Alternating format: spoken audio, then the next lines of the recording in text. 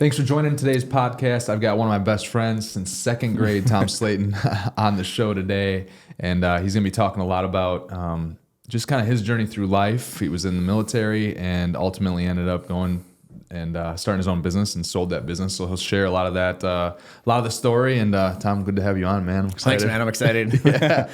Second grade, I remember my parents' story. My parents, the first time they met you, they talk about this all the time. Playing baseball, and just some random kid comes up to them. I was playing baseball. My parents were watching. Some random kid comes up to them and just talked the whole time. And turns out that kid was Tommy Slayton. Yeah, that's me.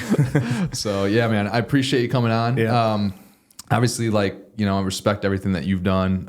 We've been so close for so long. Such a good dude. Your wife Kelly's amazing. And I was excited to have you on to kind of just share. I mean, what we've been talking about a lot about with the first few guests on the podcast is just kind of transitions through life, success in general. And, you've got a lot of crazy experiences that, I can't relate to in the military and all that stuff. So just be able to share some of the insight on like obstacles you've had to come overcome and get through. So going back to, and this is one of the questions I want to ask you, what was it that made you want to get involved in the military? It's kind of a funny story. It's not as simple as I'll share the story, but because it was early on too. Yeah, you knew. Yeah, I knew. I mean, it's funny. I mean, when 9/11 happened, we were in sixth grade. Same right? class. Miss Laskowski, right? And I remember walking into school and she had the TV on and everything was going down. And we're sixth grade, right? So we're like, 12 years old. I didn't even know what the World Trade Centers were. Yeah. I once I saw the picture, I'm like, those buildings. Those I didn't know they were tall called buildings. the World Trade Centers as a sixth grader. But So, and I remember just like knowing that, okay, this is serious. Like kids are getting pulled out of school, parents are coming in, people are crying. It was just, you're kind of like trying to wrap your head around what just happened. You're not quite understanding. And I remember it as, obviously that happened and that left a mark and you're like you're watching the news and you're kind of figuring it all out. And then you start seeing, the invasion where, obviously Afghanistan was first in 2001, kind of right after, and then 2003, Iraq. And so as we aged through those years of being from 12 years old and on, like those like really formative years, you just start seeing and listening and all this stuff online, right? You're seeing the soldiers, you're hearing about, the stuff that's happening. Pat Tillman stuff. Yeah, exactly. Pat Tillman, obviously being big sports people, right? Yeah. We saw Pat Tillman, give up his career in the NFL to become an Army Ranger, and then ultimately what happened with him. And so you're just kind of like learning and hearing and listening and just growing up with it ultimately. And so I just always knew that, and also obviously just being a boy, right? And like sports, like you're like, man, the Army looks cool, right? Like you see the commercials and you're like, man, this looks awesome. Like go shoot all these machine guns and fly helicopters and all blow some stuff up. Yeah, and all the recruitment videos make it look awesome, which anybody who don't trust the recruitment videos because a lot of that stuff you see on the recruitment videos, you're not going to end up doing. But then, so just kind of seeing all that happening, knowing that like I always wanted to do something that was bigger than myself, like do something that just like really made an impact, that was challenging, but felt like I was serving. And it's funny how like service has just been a big part of my life from the military. And then it transitioned into being, a personal trainer and owning a gym business. I think it's even before, even in the military, because you were always the kid. I mean, you're willing to do whatever for your friends and be there for them and just nice overall. And like, so you've kind of always been that, what was the word you just used again?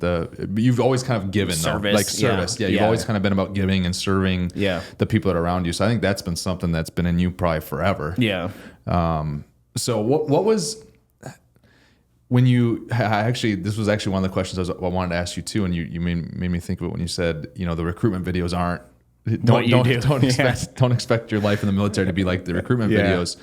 What was the biggest? What was the biggest thing that was like different from like what your expectation was to then the reality of being in the military? You don't do as much of the cool shit as you see in the recruitment videos, like. Being all camoed up, flying in the helicopters, fast roping out of a helicopter and, on top of a building. And like, that is like what the top 1% of, the military does. So I think a lot of that was, but I think the biggest thing was just like, there's a lot of sitting around and waiting in the military, like a lot of hurry up and wait. And then I also think like you sometimes don't know why you're doing what you're doing in the military. You're like, why are we doing this? Like, what is this doing? Like, you don't see the big picture, right? You're like the small, lower level guy. And you start to realize that there's so many like higher ranking officials in DC. There's like the big picture is being created there. And you're just acting out but sometimes you don't know how what you're doing fits the big puzzle. Right. And I feel like that's why a lot of people in the military, you just kind of like, you know, you get people that get out of the military and look at their military service as like a negative thing. Like, man, I didn't enjoy that at all. Like, I didn't like that. It's a part of my life I don't really want to talk about. Yeah. And then you got people who had great experiences in the military, and like, you know, and so it's just and a lot of that is tied to what they feel like they accomplished in the military, or like what they did they feel proud of, or they feel like it was a positive thing, or they feel like they were just a pawn in a bigger scheme that they just necessarily didn't agree with after they kind of thought Once about they realized what it was all about. Yeah, or like, so there's just a lot into it, and there's a lot of people that had just like anything in life, have a lot of different experiences with anything. So yeah, the military was, for me, like my military experience, I look back on as like, I couldn't imagine my life without it. Like it made me who I am. It opened up a lot of doors. I met a lot of amazing people, had a lot of great experiences. It molded my view of just like my life and just everything, right? And I could kind of get into a little bit how all that kind of happened. So, and I think a lot of it too is like I joined the military so young. Right, I kind of look back on it now. I'm like, man, that's crazy. Well, like when you were crazy. talking at the top of the show here about how when September 11 happened, and then all that time goes by before you made that decision to go, really, which is 5 years. It was, it wasn't that long even. It was, so 9/11 happened when I'm 12. Like at that age though too, I think, you know, when you're like sixth grade, it seems like the days go by so slow, and obviously as you get older, it seems like fast. Like I look at my kids now, I'm like, man, sixth grade to 11th grade goes by like that. But when you're actually in it, sixth grade for us, from when September 11 happened till you make that decision junior year, seemed like a long time in between there. Yeah, it's crazy. 5 years to make that decision, and the decision happened. So you made the decision our junior year? Yeah. So it was our junior year. It was going into which year? When did you go do basic? It was after our junior year. So in the summer between. Yeah. So it was. I remember what ultimately led to me just like doing it was we went to, and it had nothing to do with me wanting to join the military. It was the local recruiter in Janesville was hosting a Halo night. I remember. It was a Halo dance, and that ruled our lives. It was school, it was football, and it was Halo. That was like the three things. Yep, we did a lot of that. Did a lot of Halo. And so they were doing a Halo night, and they had free pizza.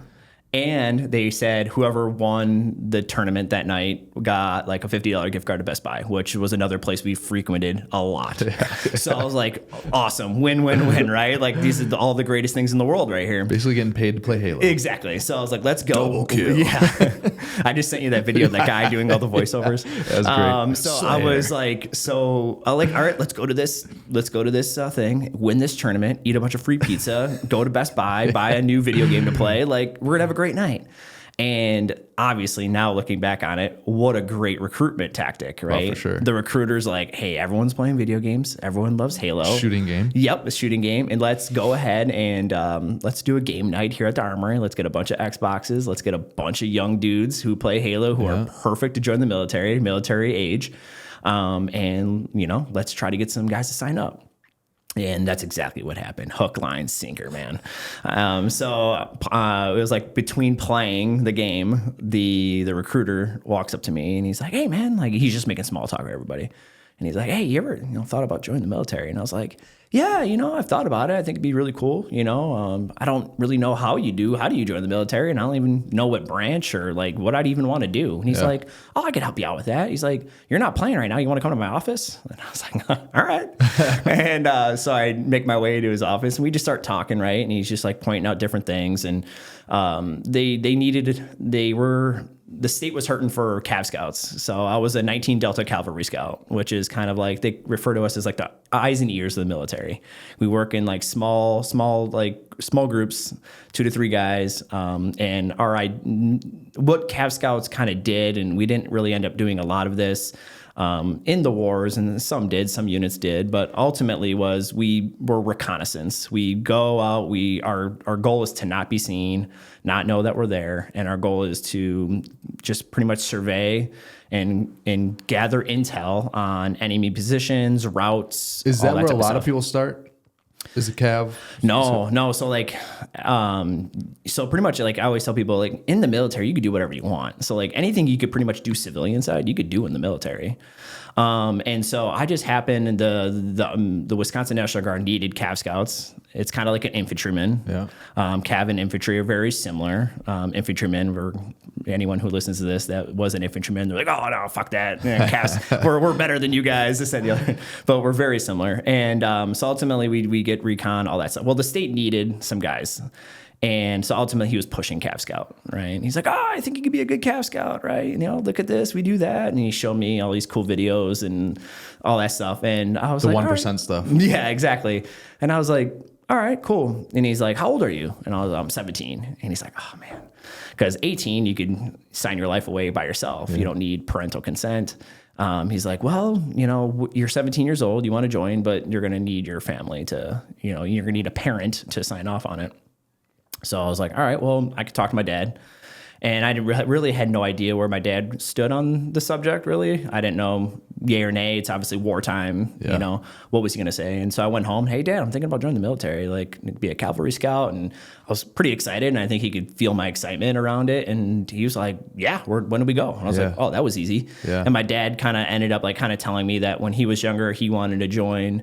And at that time, it was peacetime, right? So my dad was born in 58. So like he was eligible, to join in the 70s, and it wasn't much going on. And he, at that time, had cut his finger off in a restaurant. My dad's right hand is pinky. It doesn't bend past 90 degrees. It's like stuck there. And they were like, hey, you would have to get that removed if you want to join the military. And he's like, why? Like, I spent all these years trying to get, movement back in it. Yeah. But they're like, well, it would look like you're lazily saluting officers with that pinky because you salute with your right hand. Yeah. And they're like, so you'd have to, we're not going to accept you if you don't. Interesting. That was the biggest reason. That was the reason. Yeah. And so sometimes the reasons when the military doesn't need a lot of people and the recruitment cycle is slow and whatever, they'll find really any reason to really not take you. And so he was just like, screw that. And then you just never did it. Yeah. So when he found out that I was interested in doing it, he was all for it. He's like, awesome. That'd be great. Right. Like and knowing your dad, he probably would have been good with whatever you wanted to do. He was going to be a supporter. He was always supporting what we were doing. Yeah. So he was like, go for it. And I was like, all right. So we went and signed. It was like November, forget the date, November 30th or something like that of 2006. Yeah. So, and then shortly after that, so obviously that's junior year of high school. I'm 17 and I'm like, oh geez, this summer I'm going to basic training. Like I have no idea, right? And we heard horror stories. Everybody hears horror stories about basic training. Yeah. And summer comes, and I think I had like a couple weeks of summer, and then I shipped down to Fort Knox, Kentucky. And so I started off because I still had schooling to do. I still had to go back for school. I wasn't able to do all my training at once. So a lot of times when you join the military, you do your basic training, which every soldier has to go through, no matter what you're going to do in the military. You got to have the basic foundation of being a soldier. And then after that, you go into your job training, which is called AIT. Mm-hmm. And that's where you learn your specific career or job in the military. So whether you're going to be an artilleryman, whether you're going to be infantry, you're going to be a chef, a military police officer, whatever that is, now you're going to go to that specific school and learn that specific, job. And so I wasn't able to do that because that was a pretty long period of time. That would have been 18 or 20 weeks of training. Well, I couldn't do that because summer was only so long and I needed to get back for school. Right. So I did my basic training. And then I remember I came home that year, senior year, or you guys were already playing football. Yep.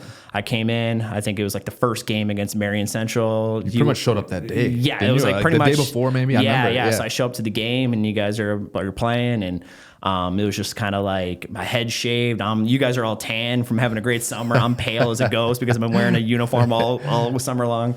And it was just like kind of surreal. And now I'm like back at school. Yeah. And it's just like interesting. Like I just went through this like crazy 9 weeks of brainwashing of like what makes the green grass grow, blood, blood, blood, right? Like brainwash, like all the stuff that we had to chant, right? And like just crazy stuff, and learning how to shoot rocket launchers and being, throw grenades and how to raid a house, and like to have to go into AP Bio in 7th hour and just put your head down, right? And next thing you know, I'm in math class. And Yeah, I'm that like, had been, looking back, I never really thought about that, but looking back, which Tom would actually do. I remember you, I think that might have been that senior year we had Heilman, the AP Bio. Tom rolls in and just straight up puts his head down on the desk right away. Well, actually, the first thing was you'd always ask to go to the bathroom, and then never show back up to class. I'd go to gym class instead. I'd go to gym and mess around, and then it got to a point where they wouldn't give you the bathroom pass, the hall pass, or go to the bathroom. So then you just started to come in and throw your head down right away. Yeah. And I remember Heilman calls on you, Tom, what's the answer to this? And just with your head down, just to call me out because I'm just not paying to call attention. you out, because he's like, there's no ways I know the answer. And Tom like raises his head and photosynthesis, puts his head down. Heilman's like, yeah, all right, I guess he's listening.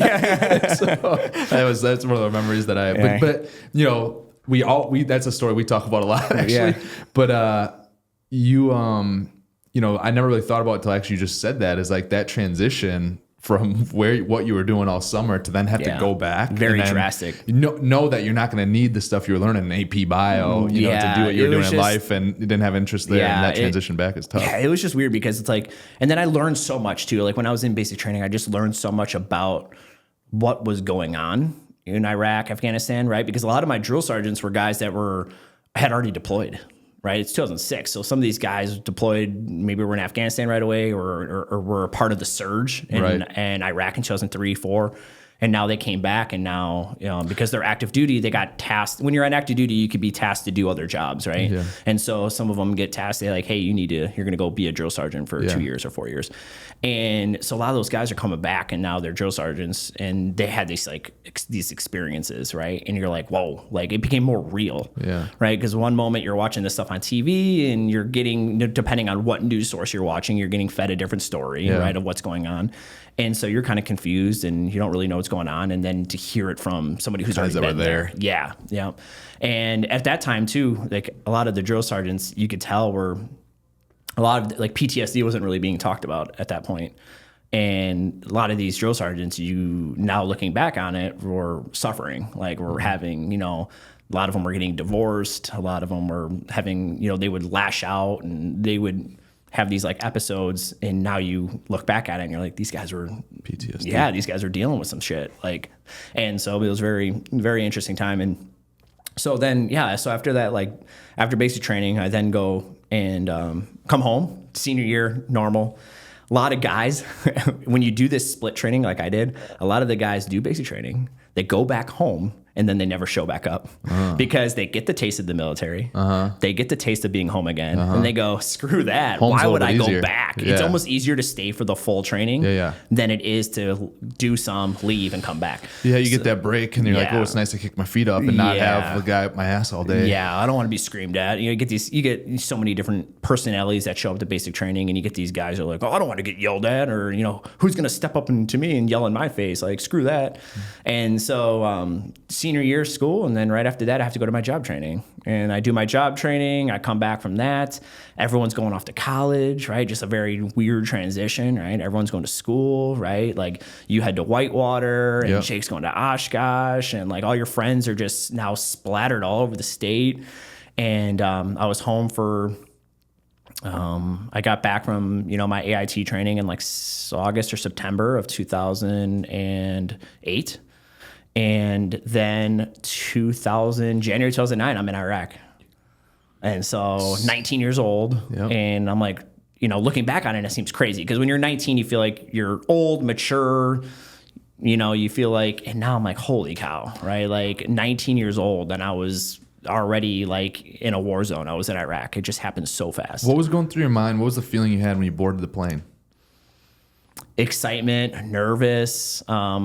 It helped because some of the guys that were in my unit had already deployed once or twice. So kind of talk me through, this is what to expect. Yeah, this is and what I this remember place looks like. I remember just like getting the phone call. I was actually at a Milton basketball game when I got the phone call. It was like I was home from AIT, and I'm like, and some people were home visiting, and Milton had a basketball game, and I think I was just at the game.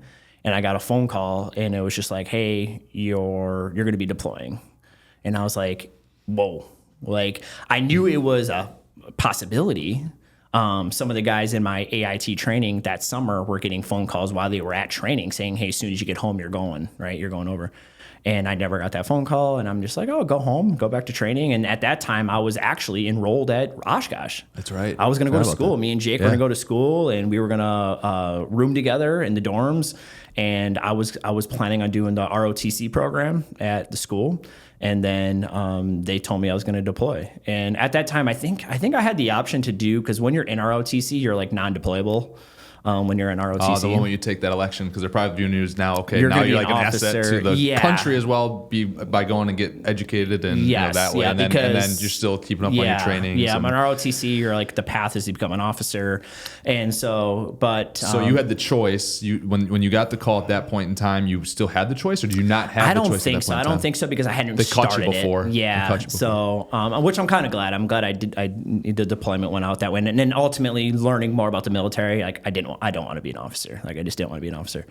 So, next thing you know, it's like I'm at my unit, we're packing, we're like labeling totes, we're labeling our bags to go with our names and social, and like filling out paperwork and beneficiaries and like all this stuff. Like, it's all becoming very real. Yeah.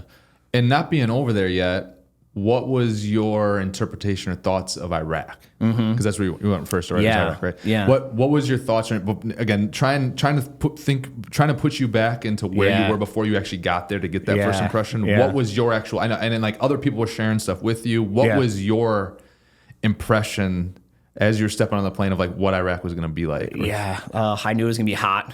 I'm like, it's going to be hot. It's going to be desert. It's going to be, everybody's like, oh, it smells over there. It's like really smelly, because it's just everyone's hot and sweaty, and like it just smells. And I'm like, oh, geez, here we go. And then I just thought too, like, you just don't, like, you obviously all you see on TV is the fighting, right? You see all the fighting happening and the explosions and hearing about death and, and terrorists and bad people. And so when you're going over there, you get just brainwashed and thinking that the whole country's bad, right? Gonna be against you. Yeah, everyone's against you, and you can't trust anybody, and the whole country is just horrible, and like all this stuff. And like, what you learn is that's like the farthest from the truth. Like, I met way more awesome Iraqi civilians that were so welcoming and friendly and just really awesome people than I ever ran into bad. Was that really brought up before you stepped foot on the plane? Or did the guys that were there prior, were they only sharing the other stuff? Yeah, I think it all really depends on like what their mission was. So a lot of times, some of these guys, when they deployed before, never really left the base. Like, they were like base security. So they worked like the checkpoints and they manned towers. So they never really got to like, really hang out or talk with the populace, and get to just, be in the cities and the towns and the villages and stuff like that. So they just had their skewed version of what their experience was.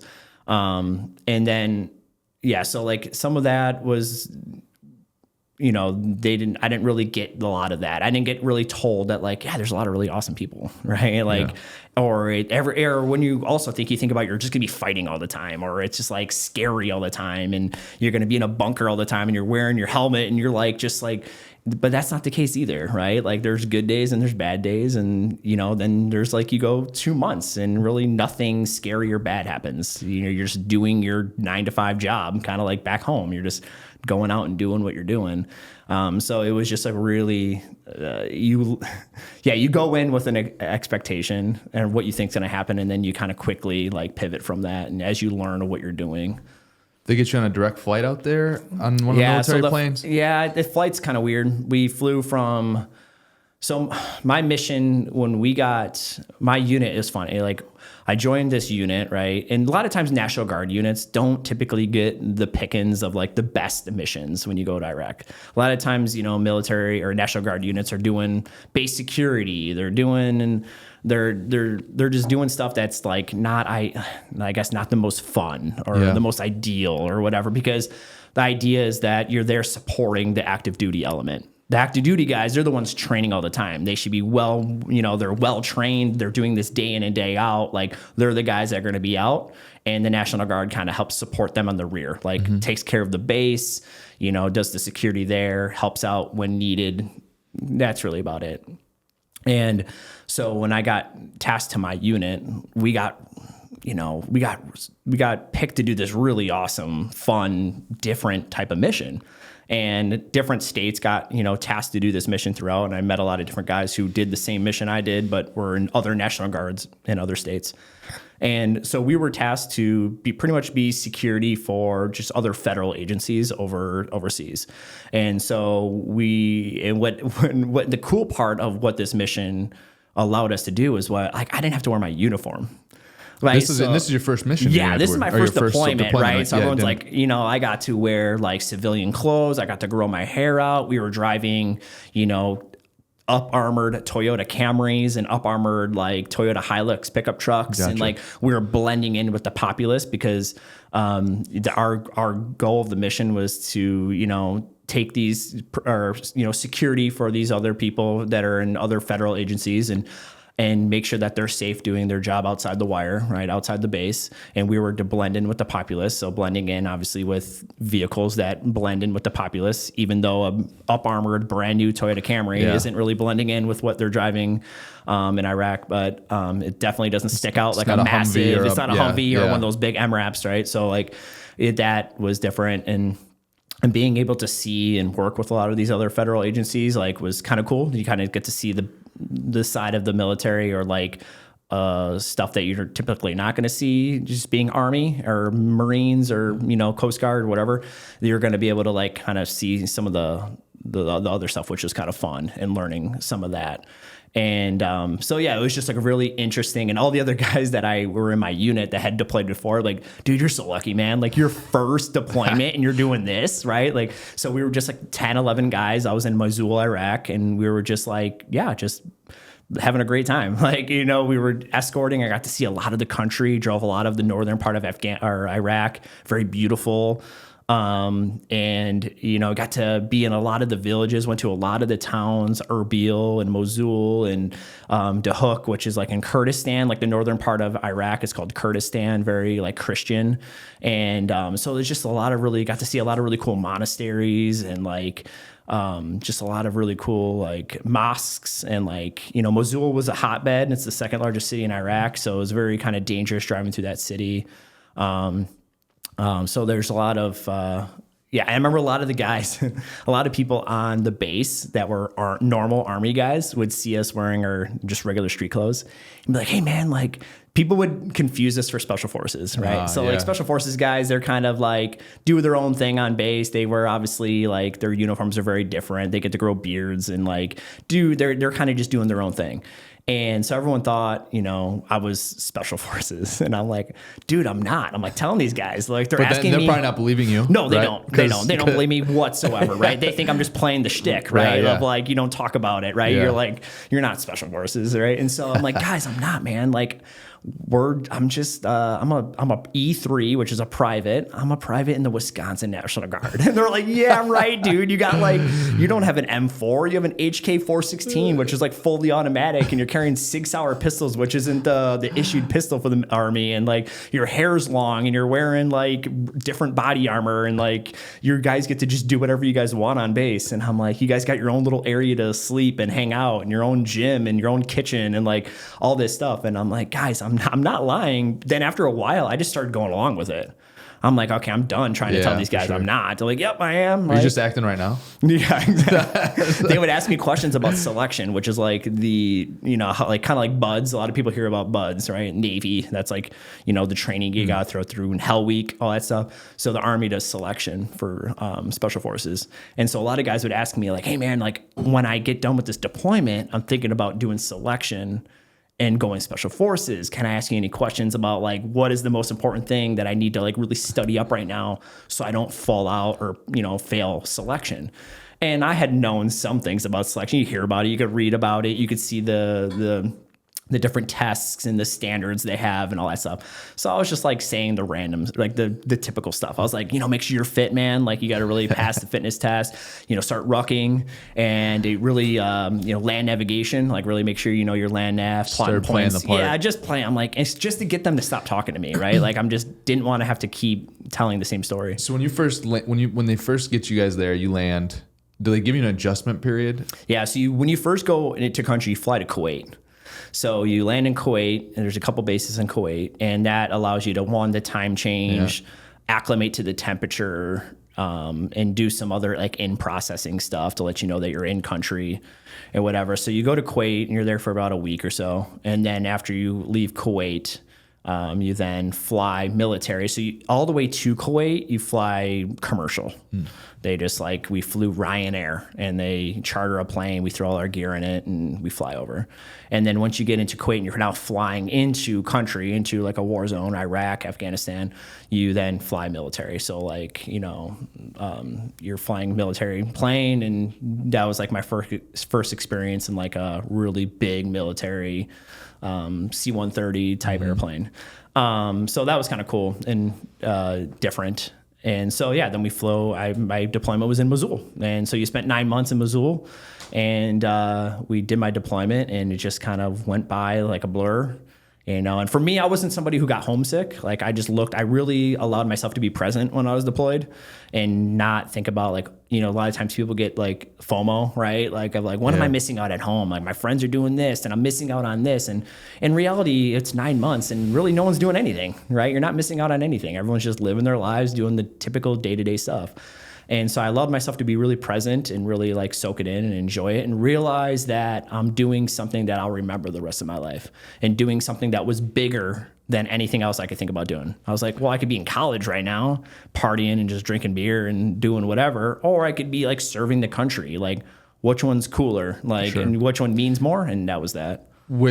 So when you got to the base, how much of a period there is it before your first mission? Yeah, so when you get in, the other unit that you're replacing is still there. And they call it right seat ride. So you're kind of like the passenger, right? So that's just kind of the terminology they use. And they kind of hand over missions to you. So you'll start off by going on missions with them. So maybe my lieutenant, when we first got there, and the staff sergeant would go out on missions with them and just get a lay of the land, learn what they're doing and just learn it. And then they start teaching us. And then we start going out on missions and learning the roads we're driving, how to interact, to do all this stuff. And then after a couple weeks, that unit now leaves, and then they hand it. Now it's just you guys. Was there a certain, do you remember the feeling you had the first time you left the wire, went outside the base? Yeah, nervous. Yeah. And was this on a ride along then? I think the first one was, I'm just in the back seat, just kind of getting my bearings. And that was, there's all the emotions, nerves, excitement. You're just really feeling it all. And I remember it's you're in a third world country. And that was very eye-opening, right? The roads were just very not pristine roads and trash everywhere and people just living their lives. And you just see the populace walking around and just the shops and the cars and just also realizing that this is a country that people live in that has a war going on inside of it. Yeah. And how grateful we are to be in America. For sure. To where you're not living in a country. I think about Ukraine, right? These guys in Ukraine are trying to live their lives, run their businesses, take care of their families, and now you have a war happening in your country. Holy cow. That is wild. You have military checkpoints that everybody, your commute, say it takes 20 minutes to get to work. Now your commute takes 2 hours because you got to stop through 15 military checkpoints. And you're just never going to do anything wrong. You're not trying to cause any problem. You're just a typical civilian trying to get to work, but you have to go through all these checkpoints now. Yeah. So you guys crossed that line when you left on your first mission. What was going through your head at that point? One, just kind of shared your feeling, but what was what was going through your head? Just do my job, right? Pay attention, do your job, gather information. ask questions, like trying to be an asset, not a detriment. Like if something happens, be an asset. Don't be the person that freaks out, or like just compose yourself, breathe, and just be present. I think it's real easy to, in that situation, just everything's going on, to just like black out and then get back to base and being like, I don't even know what we just did. I'm sure it happens sometimes. Oh, I bet. Yeah. And so it was just like it was just very eye opening. And then just seeing, when I came home from Iraq, it was just like another one of those things. It's kind of like going to basic training and then coming home and being at school. Was I was in Iraq and I come home and now I'm just living in Janesville. And I'm like, got a job, and I was a manager of a shoe store in the, Janesville Mall. I forgot about that. And I'm like, what am I doing? Yeah. Right? I'm 19 in Iraq. I have all the responsibility, right? I'm responsible for protecting the lives of these other people. And the ultimate responsibility, really. Yeah. Right? And I'm driving around Iraq. Like, I'm tasked with responsibility to your eyebrows. Like, you're just like, you are the person and you're treated like an adult. Like, and now I'm in a shoe store where people are asking me to get them 14 different pairs of shoes, but they don't plan on buying anything. They just want you to keep running back and forth and getting them shoes. And I'm like, what am I doing? Right? Like, this is ridiculous. And I remember, and that's what led me to go to Afghanistan, was our mutual friend's older brother, Dave. His uncle was in the Massachusetts National Guard, and he was a first sergeant, so pretty high ranking. And he had visited the Underwoods in town, and we were just making small talk. We were home, and he was just like, "Hey, we're going to Afghanistan, and this is January, February of 2000." You've been home for how long from your first deployment? A couple months, yeah. 2-3 months maybe, and so this is maybe March, April of 2010. And he's like, hey, in August, we're going to be going to Afghanistan, and we need some more guys in our unit. Our unit's a little low. If you guys want to come along, we would love to have you. And what's nice about the National Guard is that you can switch National Guards, right? Let's say you move from Wisconsin and you go move to Massachusetts. Well, you still have your military contract. Mm-hmm. So either you stay a part of your Wisconsin unit and you have to fly home every week or once a month to do your drill weekend, or you transfer National Guards. Mm-hmm. And so ultimately, we just transferred and became members of the Massachusetts National Guard. And you don't have to be a citizen or a resident. No, I never had, at that point, I never stepped foot in Massachusetts in my entire life. Okay. So they're like, so I had that, I thought, well, either I keep being a manager of a shoe store, or... And if you were, was there still a chance that you were going to get called upon again? Your unit would get called upon again? Usually when you come back, like your unit doesn't deploy for a couple of years. Oh, you kind of have this cool down period where like... So you're fresh off it. I mean, you were fresh off it 2-3 months, but you also went through, I mean, this is the thing too. I mean, talking about transitions of life. Yeah. Right? Where like when I was done playing football, or you hear about these athletes that are done playing, they don't know what they're going to do. That's almost like what you went through. Yeah. It's like having all these, big time responsibilities, protecting people, and basically people's life somewhat being in your hands, to now doing what you're doing at the shoe store at 19 years old. You're like, listen, I gotta figure something out here. Yeah. It was, and I remember just like, he had asked us if we wanted to go, and I was like, let me think about it. I just got home. Like, do I really want to go back overseas again? And I remember just like one day being at the shoe store, and it just hit me. I'm like, yep, you're going. It was it's a different country. I was like, well, my unit here in Wisconsin's probably not going to deploy to Afghanistan. And then like I could either stay here and just work at a shoe store. I was like, no, do something way bigger than yourself, or stay here and play small ball. Yeah. So I was like, let's go. And I called Dave and we talked, and I was like, dude, I'm going. You want to go? And he's like, yeah, let's go. And Dave had already done one? Yeah, Dave was in Iraq at the same time as me. Okay, he was just in a different unit. And so we're like, yep, let's go. And we just hopped on. We met him in Indiana for training. And I also wanted, because I didn't get the traditional Army deployment in Iraq because of my unit and the mission that we got. I was like, well, I kind of want to go to Afghanistan. I kind of want to do more of a traditional like Army, wear the uniform, drive the trucks, and do more of that type of deployment. And also Afghanistan was a different war, whole different whole different battlefield, right? A whole different experience. And so I was like, yeah, let's go. And so we went, and in Afghanistan, we were pretty much security for what they call a PRT, which is a provincial reconstruction team. So Afghanistan is all a bunch of provinces, kind of like Canada, right? You get different provinces. And so we were assigned to Nuristan, which is like northeast, borders Pakistan. So a very kind of like hotbed area, where they do a lot of the bouncing back and forth over the border, all that stuff. And that's where kind of like they meaning enemy, Taliban, things like that. And a lot of people have seen a lot of the different movies now, a lot of documentaries in Afghanistan.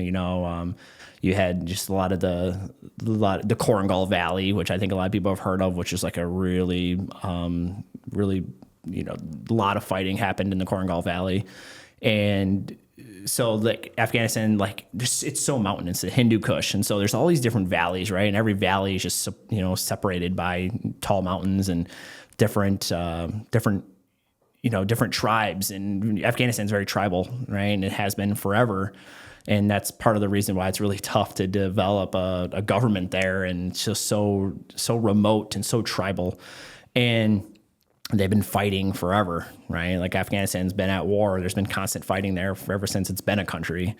And we go to Nuristan, and man, we knew that it was going to be a lot different of a deployment there when it comes to like, when I was in Iraq, I didn't really run into any sort of like danger. Biggest part was my mission that wasn't our mission. Like we shouldn't run into anything like that. And then, so Afghanistan was just so different. And, I remember Afghanistan was all the different feels too. Different. It was just a whole different ball game. And I remember we land in Kyrgyzstan, which is kind of like the Kuwait for Iraq. You go to Kyrgyzstan and you're like, okay, we're getting closer. The mountains are bigger. Like, this is different. And then we flew into Bagram Air Base in Afghanistan. That's where kind of everyone kind of comes in. Yeah. And then from Bagram, which is the big one the last place they left, yes, right? With all the controversy. Yep. Yeah. So you have Bagram, and then I think that was Kabul. Kabul is where they flew out of, the withdrawal happened. And so we get to Bagram, and then from Bagram, we fly to Jalalabad, which is kind of like working our way up northeast up the border to Jalalabad. And then once you get to Jalalabad, now that is where we fly to our outpost. And this is where it got kind of like, as you're getting closer to your base, you're getting more nervous, and you're like, okay, like you're getting to these cities that are all over the news. These are hotbeds. These are a lot of fighting. You're hearing more stuff outside the base than you heard maybe in Iraq, like more fighting. And like, it was just all like, okay, like you're not going to get out of this deployment without seeing. Well, it's probably what you hear in the news, but it's also your training is probably also what they're telling you in training. Is that any different when you were in Indiana? A little bit, and stuff, yeah, or? not too much. The training was very similar. And at that point, now I'm like the veteran, right? Like I've already deployed once, and there's a lot of guys in my unit who have never deployed. So now I'm that guy trying to comfort other people as we're going. And so we get to Jalalabad, and then from there we fly a Chinook, because an airplane, one, the base that I was on was very small. There's no airstrip. And two, you got to fly over some of these like mountain. It was just like you couldn't get an airplane there. So we fly. So everything in and out of there is helicopter. Yeah. So we flew Chinook, which is like the twin rotor helicopters. Sometimes they do flyovers with the Chinooks at like Packer games.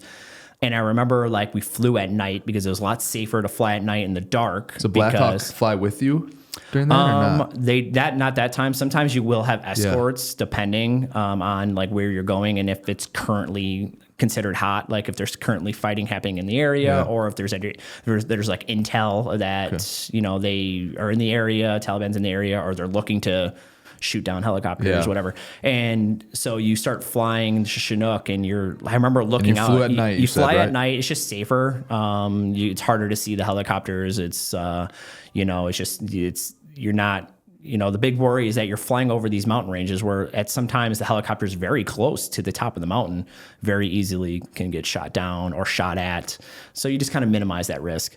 And so we're flying, and it's like pitch black, and all I can see is the tops of mountains passing underneath of us. And I'm like, man, we're we're in it right now. Like we're getting to our base. And I remember we land in our base and it's pitch black. I can't see anything. Like it's just pitch black. We're using night vision goggles to kind of get around the base to find where we're going to sleep that night and just lay our heads down and wake up and get going in the morning. And I remember like waking up in the morning and walking outside of this like little like plywood hut that we called home for 9 months. And we were surrounded by mountains, just beautiful. And at that point, that was like the first time I've ever been in the mountains like that. Like never went out west. I would never really seen the mountains like that. And I was like, well, this is like in the mountains. Yeah. Like in the United States, you could be in the mountains. Yeah. But at least still in the United States, yeah. like you're in the mountains. In the Wisconsin, mountains, in Wisconsin, they call it Cascade Mountain. I'm right, like, no, that's a hill. Like that's. And we land, and I remember just waking up in the morning, and I was like, whoa, this is beautiful. Like, this is the first thing I thought of. I was like, this is beautiful. Like, so horrible that this is like a war zone, right? Like, this is such a beautiful country, right? It's so serene and, like, amazing. And, and just like altitude, like getting used to the altitude. And we did like a couple weeks of just like getting used to the altitude, walking around and just to get ready for being out with carrying our packs and stuff like that. And so ultimately for that deployment, we were just security for this provincial reconstruction team, which was a bunch of engineers and all that stuff that we would escort them to villages, and they would meet with the village elders and they would chat about like, how can we help, right? How can we help them? Do they need a new well? Do they need like electricity or school supplies or whatever it is? Like we bring all these different people that are experts in all different areas of the military, like when it comes to like, road construction and wells and electricity and like all this stuff. And they're having meetings with the elders, and then what makes the elders feel comfortable and safe to speak to us is that we provide security, right? Because ultimately, like, they know that speaking to Americans can be very detrimental, right? If the Taliban sees or knows, which they always see and they always know, and so we provide security throughout those meetings, and then once the meetings are done, we escort them back to the base. So that was pretty much our main mission, and then we would just go all the way up and down the valley, right? So this is you guys almost trying to get these other kind of like trying to help build infrastructure, build trust, build infrastructure, so that ultimately the civilization, they can stand alone on their own 2 feet. And ultimately, we're trying to like help that, like do. build government and train up the police, the Afghani police, train up the Afghani army, be able to build that infrastructure to ultimately allow us to withdraw, to then have the country flourish. And I think a lot of that, we get skewed is in the news, you think all we're doing is fighting the bad, and like that's all we're there for. And no, we're doing a lot of good. We're trying to do a lot of good, right? We're trying to build this government up. And I mean, there's still like a lot, like there's a lot of bad. You could read the Afghanistan like papers that have been released now in books, and there's a lot of stuff happening at high levels of the government that we'll never know. Going back to what you said at the top about you were there and doing this, but then looking back, you're like, oh man. Yeah, like, even with the stuff now battle. where you hear about like we're still giving the Taliban like millions of dollars a week. It's like, why are we giving the Taliban millions of dollars a week? Like, what is going on here? And like stuff that we just don't even know. Don't even know what's going on, understanding why, question. And that's when a lot of people start scratching their heads. And like even the withdrawal, right? The withdrawal from Afghanistan was like completely ass backwards. Like that was a failure from the top, like, and then you read these Afghanistan papers and like the stuff that was testified and then the stuff that was actually said, what these guys, these high level officers actually believed what was going to happen to what they said was going to happen. It was lies. Like they knew this was going to happen and like it was going to get taken over. And like, it was just horrible. Like we were in Afghanistan for 20 years and you're telling me we never talked about how we're going to withdraw and do right by the country and the people. Like there are so many people that helped us that were Afghani locals, that were interpreters and worked on base, and all these people that we told them, hey, if you work with us, we'll pretty much give you immunity. Like we'll get you to the United States. We're going to you're going to be able to live in the United States for helping us out. And then all of a sudden this withdrawal happens and we're gone like that. And we leave all these people just behind saying, pretty much like, screw you. We just lied to you. You helped us out. And now they're in danger because the Taliban knows that they were interpreters or whatever for the United States for X amount of years. Probably not around anymore. Exactly. Like, it's just horrible. It's devastating. And, Tim Kennedy, Special Forces, like social media, he created a company called like Save Our Allies. And like when that happened, he got over and they got to Afghanistan and they were at Kabul Air Base. I read about that. Yeah. And he was going out and trying to get in contact with as many people as he could that he knew, from a list from the government and stuff like that helped us out. And he was literally going out in vehicles, going to these people's houses, picking them up and getting them back to the airbase and trying to getting them on airplanes back to the U.S., like trying to get as many of them as possible. But the country's so big and he's in a car, right? He can only, do so much. So that was just like, looking back on that, and it's like, that was just a horrible, we left so much gear and so much stuff back behind, and just kind of wild. Kind of wild. When all the work that went in and you spending so much time there, and then for it to end like that. So like so many guys I think of, like interpreters and people that I worked with, and I'm like, did they make it home, or did they make it to the United States? Like, are they safe? Are they still alive? Like, it's just, it's sad, right? It's kind of like, kind of like when that's for a lot of people, it leaves like a sour taste in their mouth when it comes to like when they get out of the military. They're like, oh, I don't like how it all ended. Like I really wish it would have ended differently. Yeah. So that was your second, and obviously I want to get into your business stuff too, and your transition back and all that stuff. How many total deployments did you do? Just two. You did the two. So then after that, I just ultimately did 12 years in the military. Okay. After the second deployment, I re-signed another contract, did 6 more years, but that was all stateside, just trainings and stuff like that here. Did you pretty much know that was all going to be stateside when you signed it, or? No, I didn't. But at that time, after Afghanistan, like the state of Wisconsin really wasn't deploying, and like everything was kind of slowing down. Iraq was slowing down, and then it was pretty much not much going on in Iraq, and Afghanistan was the main focus, and so there was just a lot of transition, and it just never shook out. There was rumors of maybe going to Jordan and things like that, but nothing ultimately came, and so I never had to deploy again. And then 2000, which led me into the business, right? We're kind of going into, and throughout this whole thing, what's nice about being a part of the National Guard is that you could still have a civilian life. So when you're not deployed, you're home, and you got 1 week in a month, 2 weeks in the summer, but you now could be you could do whatever else you want, right? And so that's when I got back from Afghanistan, I went to school, utilized the military benefits to get my tuition paid for, went to Whitewater. And at that point, throughout being in the military, I kind of realized that I wanted to be a personal trainer. We both, growing up, had a great strength conditioning coach in high school that was our football coach, Brad. And just seeing him and what his job was in the weight room. One thing I liked about the weight room growing up was that like you can see the work you put in, right?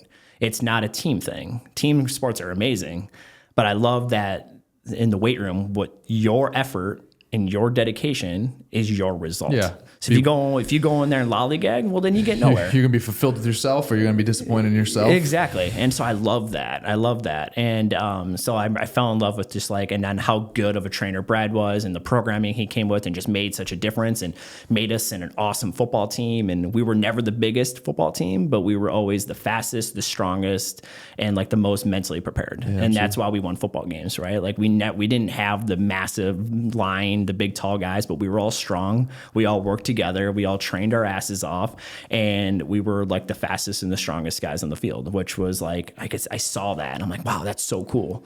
And so I just fell in love with fitness. And so throughout my deployments, I kind of found CrossFit, and I just realized that I'm going to be a trainer. So then I went to school for health and human performance, or human and health performance, whatever. What was the initial transition? So just to back up a touch, because the first, you talked about basic training, you came back and you're sitting in AP bio, right? And you're like, oh my God, this, compared to basic training. Then you do your first deployment, you come back, you're the manager of that store for 2 or 3 months. You're like, oh my God, I'm coming back. I had these people that I was protecting, and their lives are in my hands, and now I'm just running back and forth getting shoes for people, right? So then you do another deployment. And obviously you did a total of 12 years in the military, but very little of the 12 years in total was being deployed. So coming back home the second time, how was that transition? That was hard too, and I'm glad you brought that up, because I go to school and I'm sitting in class. And so I started school obviously much older than you typically start school, right? Because I did my deployments, all that stuff. So I'm 22, I think, when I start college. And so I'm sitting in class with a bunch of 18-year-olds, right? And I hear them like bitching and complaining about stupid stuff, right? And I'm just like, this is ridiculous. And like, by the way, that could have happened anywhere in the store. Yeah. 50-year-olds. Yeah. They were just like people complaining about just complaining about just little dumb things. And I remember just like, I just could not relate. I was forced to mature very fast, right? You're 19 years old and obviously I'm overseas. Like I have no time to be a kid, a dumb kid, right? I gotta be an adult right now, right? And so I remember just like being matured and sitting in class and just being like, man, like I cannot relate to any of these kids that are my age, or I mean, they're not my age or younger than me, but very close 18 to 22, right? And I'm like, man, I cannot relate. Like this is like, it just pissed me off, right? I had like perspective, right? Like being overseas really, I feel like as I get older, I realize how much that affected me or changed me in a or just molded me into who I am today. And it put you on an advanced track. Yeah. It just like being overseas, it made me realize that like, one, we have nothing to complain about, right? Like be grateful. You were born in America. You got all the opportunity in the world to do whatever you want. Right. And which is crazy because you actually sound like someone that immigrated here. Yeah, yeah. That's like just after the 18 months. Like, I mean, it's crazy. There's actually a gal that is an immigrant. She's been here for 7 years. Crazy life before, is my understanding. I know very little of it, but she's actually buying one of our apartment buildings because she actually owns a business and started a business where she actually takes care of people who need help like every day, like eating and brushing their teeth, and like it's like assisted living type care. But instead of like these people going to a place that has like 50 rooms, her business had like rents like nice duplexes from us. Oh, nice. And has multiple people in each duplex and takes cool. care of them. But the crazy thing is like that's her same exact thing. To like just talking to people like that, she said like the same exact thing, and that's what you sound like there from that standpoint. You get a lot of perspective because I'm in these two countries, right? And like saw some like very low, like, and I saw right, just a lot of like third world country and just all this stuff that we just like, we know where our next meal is at. We know we have running water. We know we have shelter, like all this stuff that we just take for granted every single day. And I see all these different Iraqi civilians and Afghani civilians like living their lives, and they're happy, if not happier than I see a lot of people here in America, and they don't have any of the amenities we have. They're in a country that has war going on all around them, and they're smiling, they're happy, they're playing games, they're running businesses, they're living their lives. And it makes them live in the now. Like you said, yeah. when you said when you're over there, I'm just going to live here, be present. Right. And they're very, very present because they have to be, because their life depends on them being present. Yep. And their day-to-day isn't what a lot of people are looking at in their day-to-day here. Like over there, like they're literally just being like, do I have food? Do I have shelter? Like it's going very back, like very tribal. Yeah. Going back, it's like they're just looking to live. Yeah. As in a lot of people here in America, like take for granted all that stuff and are just like focused on so many things like social media and getting wrapped up in that. And like there's so much that we're so not focused on that I think leads to a lot of people being unhappy here, because you're so far removed from just like realizing that everything's good. Like you got your family, you got a place to live, you got your friends, right? Where like too many people get caught up in like the golden handcuffs or chasing like this like crazy, like they're working this job that they ultimately hate, but it allows them to live this lifestyle that really isn't bringing them joy. But if they leave that job, now they can't afford that lifestyle anymore because they're living paycheck to paycheck, even though they're making $300K a year, like, but they're ultimately just miserable. And I'm like, what is the point? What are you doing? You're miserable, but you, from the outside, everyone looks like you have made it. You're like, you're rolling in the dough. You got all the greatest things. And like, so I think what those deployments did is like, I saw people begging for money and food and water and simple things overseas. And like, not to share too much, but there was one, this image is just burned in my head. There was a woman, we were in this really, really bad, like slummy part of Afghanistan, and we're walking through this village, and there's this woman, she's in full garb, burqa, like everything, face covered, and she's just sitting on the ground, and she just has her hands out, like asking for anything, right? Anything, water, food, money, whatever it is. And she has her baby that is dead laying on the ground in front of her. Yeah. It is 90, 100 degrees outside. The baby's not moving. The baby's dead. Yeah. She couldn't provide, couldn't bring, like, and she's just, I remember just handing her a bottle of water. Like, what the fuck's that gonna do? Yeah. But it was something. Like, I mean, I didn't have money. I mean, I'm deployed. I'm like just walking around. I'm like doing my job. And I'm just like, holy cow.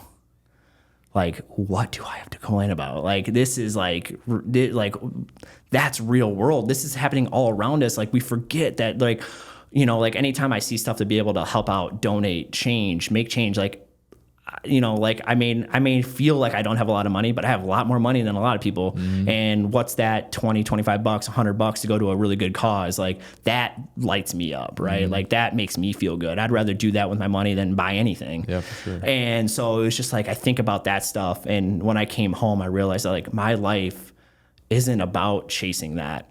It's not about, like, it's about just enjoying the people around me, enjoying my family, being present in the moment, and making sure that whatever I'm doing aligns with what I want to do and makes me happy. And I never get caught in this, like, social, like, chasing the Joneses type deal where, like, I feel like I got to keep up with, you know, whatever I see on social media, or thinking that everybody's happy on social media. Social media is a highlight reel. Yeah. Right? Everyone's going to not talk about real stuff on social media. They're just going to make it look like their life is amazing when everybody has shit. Never as bad as it seems, never as good as it seems. Exactly. Everyone's got their shit. Everyone's going through things. And so, like, that just like really, I think, molded me, like, without me even knowing it at that age, molded me to, like, who I am today. Yeah. And that's why, like, I look back on my military experience as like my experience in the military as, like, that was amazing for me. Like, it molded me who I am. And, like, so much, you know, like, so much of who I am was because of the 12 years I spent in the military. Yeah. The perspective it gives you, you know. I also think it's and I don't want to move on, so I want to move on again to the business stuff, but, you know, you're someone that, at least it doesn't seem like that you let, like, even, why do you, and maybe I'm wrong. Mm-hmm. Do you have, like, ever have PTSD? No, because you never seem like, ever. You never seem like you're always like this. Yeah, that's like how you always. Not that you get really excited about shit, but, like, and you get pissed if we go golfing or, you know, whatever. You get, but so you have that's just, like, superficial. Normally you're just very like this, and that's always kind of been our like Jake and I have kind of talked about, like, man, I wonder if, like, Tom ever has, like, the PTSD stuff and just doesn't ever bring it up. But it's like, and both of us always come to the conclusion, like, no, like, it doesn't ever seem like you do. But why do you think maybe what do you think is maybe different from you than some of the other guys that have? Because I know you didn't share. Yeah. I know you saw a lot of stuff, crazy stuff over there, and a lot of crazy stuff happened that second deployment, I think, or whatever. But like, how come maybe it hasn't affected you maybe the way it affects other people? Or am I wrong in saying that? Yeah, or maybe no, I've thought a lot about that. And so you agree that you think it's bothered you less than it's bothered some of the other people you went with? Yeah, I mean, just by the example of guys that I deployed with in Afghanistan, of, like, say, just my squad, right? My squad of 10 guys. There are guys that left that deployment with PTSD. They saw the exact same stuff I did every single day. Right. And there's guys that are still, like, struggling to this day. There are guys that taken their lives from that unit from when we got back, like, that were struggling, but saw and did the exact same thing I did for those 9-10 months. Right. And so that right there got me thinking, like, what was it? Like, why we experienced the same thing? But it just comes down to human psychology, right? Like, we're all so different. Right. But then also, I think a lot of it has to do with, like, what happened in their lives before the military and before that deployment, right? From the day they were born to the day they joined the military to the day we got to Afghanistan. Like, you know, did they have a very tough family upbringing? Were they abused? Were they assaulted? Were they bullied? You know, what happened in their lives leading up to that led to some formative stuff, you know, through those formative years of their lives. That was like almost like a gateway to having PTSD. Yeah, or just, like, you know, like, I think about how I was just raised, and, like, how, you know, just growing up in a small town Milton, and, you know, a great family, and never dealt with anything really troubling in my life, besides, you know, when I was young, losing my mom and stuff like that. But you just don't know what everybody's been through until that point, right? And one example I can kind of pinpoint it as to what happened. So one of the guys that was in my unit, he, towards the end of our deployment, his wife gave birth to one of their children, his baby girl, and he was fine all the way up until that point in the deployment when his wife gave birth. And because when his wife gave birth, he now was like, man, I'm missing the birth of my child. Like, and I want to be home with her and I want to see her. But now he realized, like, am I going to make it home to see her? And that right there triggered something in his brain to where now he wasn't sleeping well. And he would hear a door slam and think that we were getting attacked. Like, everything started really triggering him. And so we rallied together to try to, really help him out and, and get him through. And he had to get on some medication and stuff like that to help him sleep. And he really didn't go outside the wire much after that. He just, because he wasn't going to be who we needed him to be outside the wire, right? He was going to be a detriment to himself, but also everybody else around him. And so we needed to protect that and protect him. And now until this day, he still kind of struggles, right? But that was really tough for him. And that right there, that instant, that one thing, that's all it takes is one negative thought, one something to trigger. And for him, it was his baby girl. Am I going to get home to see my baby girl? And that's all he wanted. But he knew that what we were doing day in, day out, Afghanistan, was very dangerous. And he was the driver of a truck that got hit by an IED. So he already knew that he was already rolling the dice. Got hit prior to that happening, right? And, like, IEDs by far were the scariest thing over there because you just never knew. And I remember driving in the truck, and every time we would go over something that you would think like disturbed grass, like a disturbed road, something that was, you see a bottle laying on the side of the road, like you start like hyper focusing on everything. And I remember, and I heard this on another podcast, and I was like, I just laughed, or like I could just relate to it. Anytime you see something you relate to, you kind of just like laugh, or like, oh my God, yeah. It was this moment where like the guy was asked, like, in order to get past the whole scare of IEDs, you just had to be like, it is what it is, right? Fate. Right? It's just fate. If it's meant to be, it's meant to be, right? If it's going to happen, it's going to happen. And you had to just get to that point of just like letting go. Yep. Just letting go. Otherwise, every time you got to something, your butthole puckered up, right? And you're like, oh no, oh, thank God. Oh no. You just been doing that too many times. Oh, it's exhausting, right? You're just the mental wear and tear of that is another thing that leads to, and he was the driver of a truck that, every time he was the first guy that saw, anything in the road, had to radio back, hey, we're stopping, we need to get this checked out, XYZ, and so that was like, there's those things that now you could kind of point back that lead to. But for me, it never affected, like, I have dreams about the military. Just like anybody, you probably dream about playing football still. So like, I still have dreams and stuff, but it's not anything like I'm waking up or I need medication for, or suicidal thoughts or anything like that. And I don't know. It's just psychology, right? Like, I don't know. It's very interesting to me though. Yeah. No, I think about that. It's because you're always, and it never seems like. Yeah. And I think that's like, from military training and playing team sports and just all that stuff, I've been a very even keel person, even till like some of my relationships with like past girlfriends had a hard time. One of the things that they would bring up to me was like, you never get mad. You're always so chill. Like, I want to see you get mad. It's weird. Like, I get mad and I get angry, but you don't, like, or you just, nothing bothers you, right? Like, you're just go with the flow, roll with it, right? Even through like, Kelly's just like, through our business ownership, like COVID and all this stuff, she's just like, you were just so even keeled. You're just like, and for me, I was like, why focus on something I can't control? Like, that's just a waste of time. Let's just move forward. Like, everybody's dealing with this. Like, what can we do to get out of it? Or can we do to be the gym that succeeds in this, right? And so I have my mentality, my personality, which is very similar to yours. It's just like, I don't care. Like, I'm going to do what I know works, and I'm going to just do it, put my head down, put in the work, and move forward. And so that was I've always just been that me. I'm just like even keel and nothing bugs me. And I just focus on like being optimistic and I need to study you somehow and figure out why there's maybe, because I feel, again, I don't know the numbers, but to be in the category where you're just almost unfazed by stuff. Yeah. They need to study you at some point. I'm sure they've studied people similar to me.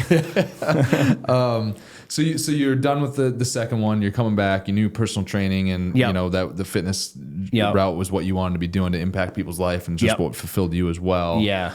At what point did you decide, all right, I'm gonna go after my own business here? Yeah, that opportunity came. My wife and I were training at a local personal training franchise in Madison, and we got approached by the franchise owner. And you know, in the fitness world, you always know that your best trainers, you have to show them growth, otherwise they're just going to go find it themselves, or they're going to leave. Right? The fitness industry, you could burn out in it really quickly. It's long hours. You're on your feet. You're interacting with people, and if you don't take advantage of your best trainers and show them growth and advancement, they're just going to leave and maybe better another organization. And so the franchisor, he was just like, asked Kelly and I, like, hey, did you guys ever thought about owning your own like location? And we had thought about it, and we knew that if we were going to do anything more in the fitness industry, like that's the next step.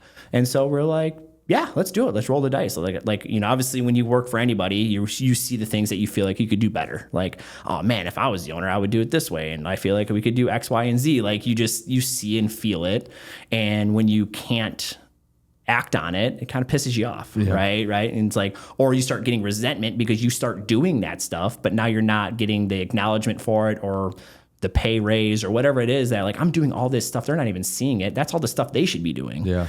And so we just dove headfirst into it. Right. And so we decided to open, and then like that worked out really well. I got out of the military in 2018, and like literally the month before I got out of the military, we opened the gym in Waunakee, Wisconsin.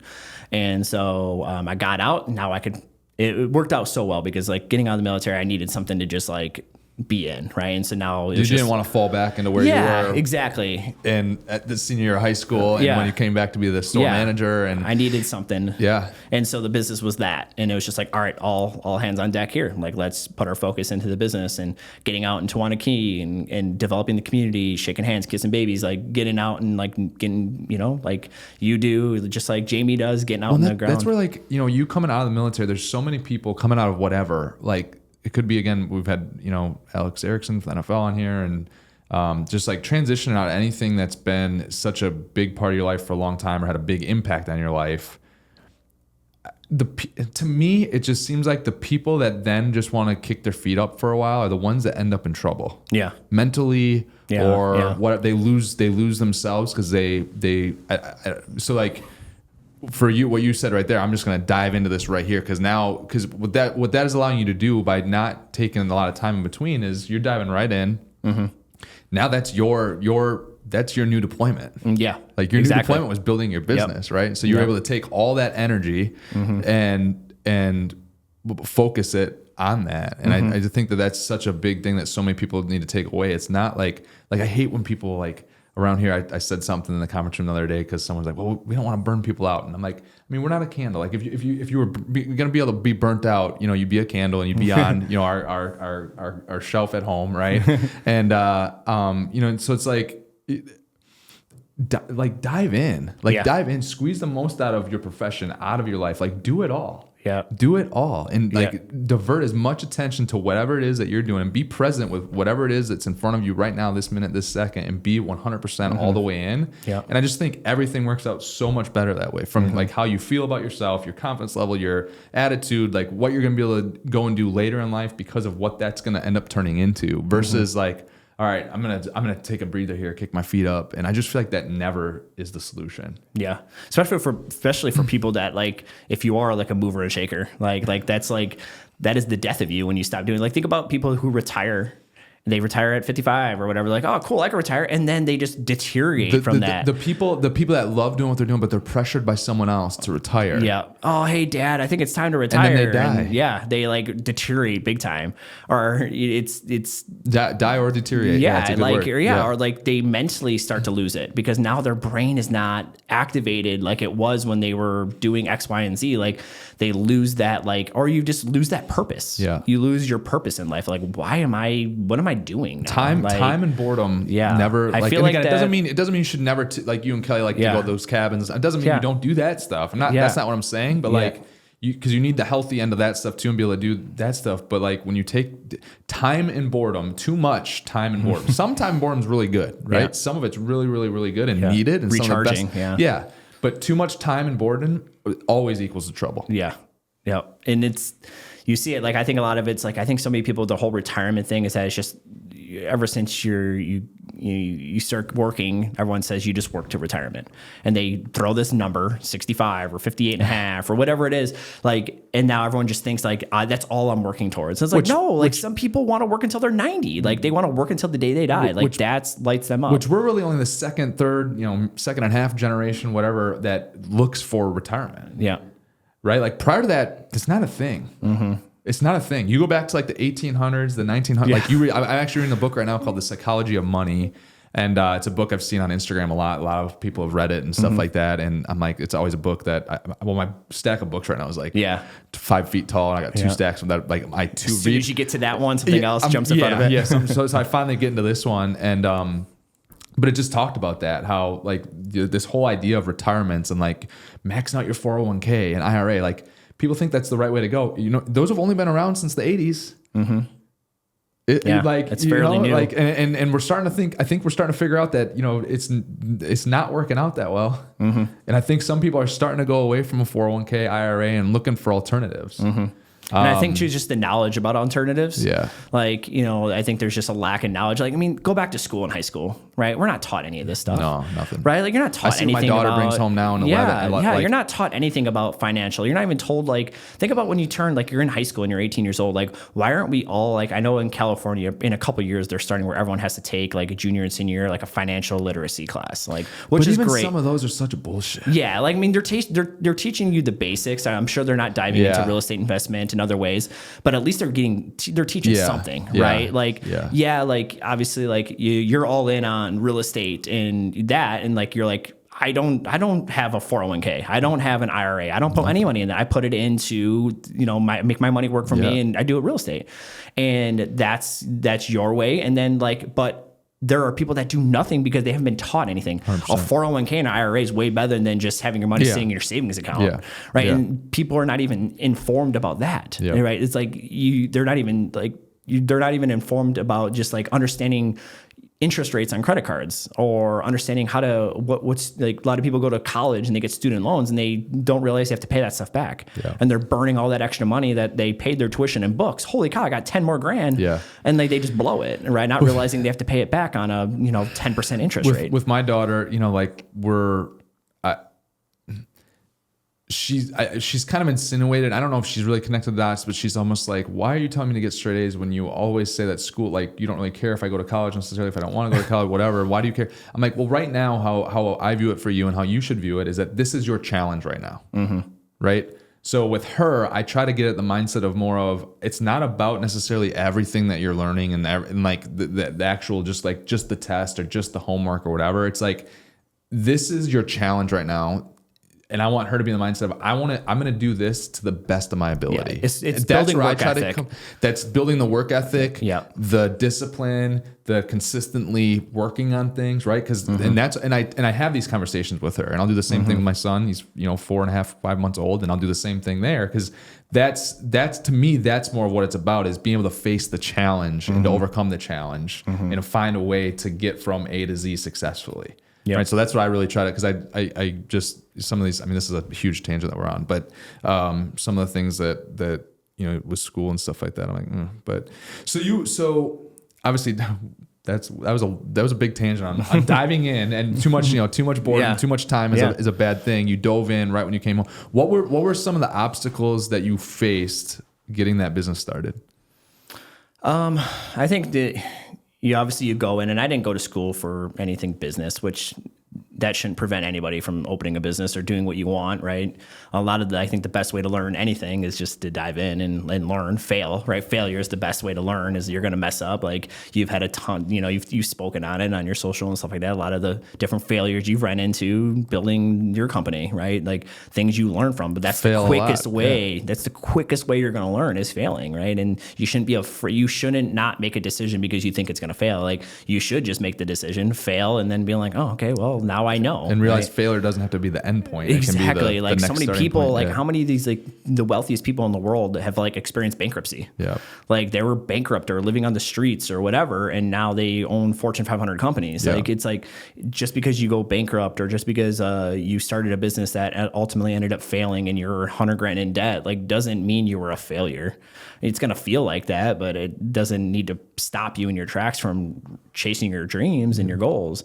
So I think the biggest challenges I ran into is just like, one understanding of just like understanding just like business, right? And like everything that goes involved with it, and just like how I guess how tough it's going to be. I think sometimes when you see online and social media, a lot of people make entrepreneurship, make it seem like it's just all like everything is rosy, right? Like you're going to make all this money and you got to have all this time and you could set your own schedule and you could until you get your teeth kicked in. Yeah. And so you just realize like, especially when you're owning like a small business and like you start bringing on employees, like when it's you by yourself, you can trust yourself.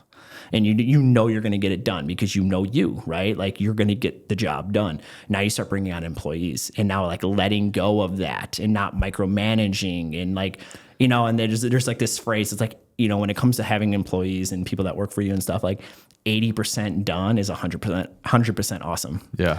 Because no one's going to do it like you. Yeah. No one's going to make sure that it looks the way you want it to look or whatever. Yeah. But if you hang your hat on that, or it has to be 100%, you're never going to get anywhere, right? Like you're just going to drive yourself crazy. You're going to micromanage everything, and you're just going to like ultimately like why have employees at that point? So like 80% done is 100% awesome. So I think for me it was just like I'm very type A. I'm very organized. I'm very like procedure based, and like my mind works that way. It's very clear, concise. I trust myself to do the work. So like understanding of like how to be a good manager and an owner when you have employees was another tough part, right? And we didn't have employees for the first year or so. I mean, we're obviously a small business and we're a personal training business, so we didn't really need employees because we didn't have a ton of clients, and that was tough too, where it's like, how do we get more clients? But I'm also spending 10 hours a day in the gym training. So how do I get out in the community and build and get more people in? So did you you opened, it was a new location that you opened? Yeah, it was a new location, a part of that franchise. Yeah. So did you have to make a down payment on anything? Yeah, you had like a franchise fee you had to pay in order to like start utilizing the name of the franchise and get a part of the franchise, and then obviously we took out a business loan in order to buy the equipment, the build out of our location, signing the lease, and all that stuff. So was it hard to get a business loan at that point in time, or pretty simple for you? Yeah, Kelly and I, ultimately like at that time we were just personal trainers. I was military. Kelly's been a personal trainer her entire life. Like we were definitely didn't have the money. We weren't rolling in the dough at all. And a lot of banks just laughed at us because like we didn't have the assets. We didn't own a home. We rented. Both of our vehicles were paid off because we, made sure that we had cars that we could pay off. And so we had none of this stuff that traditional bank loans are looking at. Like you guys want to start a business. You're asking for a $150,000 loan, but where's our collateral? We can't take anything from you guys. Like what happened? Like we need a guarantor so to sign, and ultimately we got lucky that we were able to get like a private loan. Some people that believed in Kelly and I and trusted us, and they gave us a private loan, and we were able to, to do that. And then ultimately we ended up paying them off after a year or so. We wanted to, make sure we paid them back right away. And then once we were able to show a year's worth of revenue at the gym and stuff, that now a bank was like, okay, cool. Got it. So private loan, family friend or whatever, private loan gets you started, which is a lot of businesses, by the way. Yeah, and don't be afraid. I think a lot of people, especially if you're a hard worker, like your friends and family, if they know you and they trust you, I mean, they're probably more than willing to help you out. The amount of money in the world is crazy. You have no idea until you ask or tell someone what you're going through. Like if you just think someone doesn't have the money, you might be missing out on a huge opportunity. So if you're worried about starting your own business because, I have no money and where am I going to get it? Like start asking. If the bank, just like Tom, if the bank isn't going to give you it because of your current circumstance, ask other people. There's so much money in this world, and there's so many people that do want to see you succeed. For as many people that do hate on you, like the hate that you might get or the doubt that you might get from other people, like that can seem really, really loud. But there's also a lot of people that want to see you win that you already know in life. Yep. And when you mix in like how much money there is in the world and people that want to see you win, you can't be scared to ask for a private loan. And there's nothing wrong with that. A lot of businesses start that way. Yeah. There's a lot of, because it's also almost sometimes people are worried that, oh, am I just gonna be the person though that said, oh, this was just given to you? Well, it's not, because you put yourself in the position to have the opportunity to go get this franchise. You put yourself in the position to show these people that, hey, believe me, here's my plan, right? Mm-hmm. And then after a year, you're able to get the note from the bank and pay them off, and you're off and running. Yeah, I think a lot of people too, they don't want to ask because it's like an ego thing. They feel ashamed, like I don't have the money. Yeah. Like this is what I want to do, and a lot of times too, if you don't have the money and the bank's not going to give you the loan, the money that you're asking for to you seems like an insurmountable amount of money, right? Sure. Like, oh my God, I'm going to ask somebody for $150,000. Well, to you, that is a massive amount of money. It's all perspective. But the person that you're asking $150,000 may not be that big of a risk to them. Yep. You know, they might be like, hell yeah, like I'll give you $150,000 like today. Like if that's the business you want to do, I know you, I know your work ethic, I trust you, like let's go on. And they might be more excited than you are. They might just be like, dude, that is exactly what you need to be doing. When can I write the check? Let's transfer the money. Let's go. Like, and on top of it, like raising the money that we raise for real estate, on top of it is I'll find a lot to, like if we're going to raise $7 million. Mm-hmm. There's a lot of times that like people want to write a bigger check into something into these deals. That's how much they trust. Because of like how much money is in this world and how much money that they have and how much money that they're trying to put to work. Mm-hmm. I think that's like the psychology of money too. Like a lot of like you're a lot of like when you're younger and how you grow up and your perception of money. I think that's still something I struggle with. It's just like the understanding in your relationship with money. And I think a lot of us just have a horrible relationship with money, and you don't feel like you deserve more. You don't feel like that you're capable of making more, or that you deserve it, or things like that. Or like you might have grown up like my family, like we didn't have a lot of money, like, you know, and so for me growing up, money was always scarcity. It was always that scarcity mindset and rubbing pennies together. And like a big part of the world too. I mean, and it's like and that's tough, and that's how a lot of people grow up. And so like I think that's another thing that needs to be talked about is like our relationship with money and just having understanding that you do deserve to make as much money as you want. And not everybody wants to be a millionaire. Not everybody needs that. Like that's awesome. Like that, first you need to understand who you are in that spectrum. Do I want to be the richest person in the world? Do I just want to be, you know, comfortable? And, you know, I think there was like a study done years ago, which I think the number's probably higher now just because of that's how money works and inflation and stuff. But, you know, they said that they did a study and they said like the happiness curve that per person, like $75,000 a year income is like where happiness peaks, where like per person. So like now it's $150,000 for a couple that you're able to like $450,000 a day or something. Yeah. And the study's not that old, and they're kind of just talking about like, it's enough to like, if you're gonna like, you know, probably pay your mortgage or rent, you're gonna be able to buy groceries, you're still gonna be able to save for retirement, you're gonna still be able to take, you know, some vacations. And now the rest of that stuff is now like your happiness is now external. It has nothing to do with money. It's your relationships, it's your job, it's, you know, just like your beliefs and everything like that. And so it's just like very interesting that like, you know, it's not, you know, most people you don't need to make a ton of money to be happy. Your happiness shouldn't be tied to your income. It should be tied to everything else outside of that.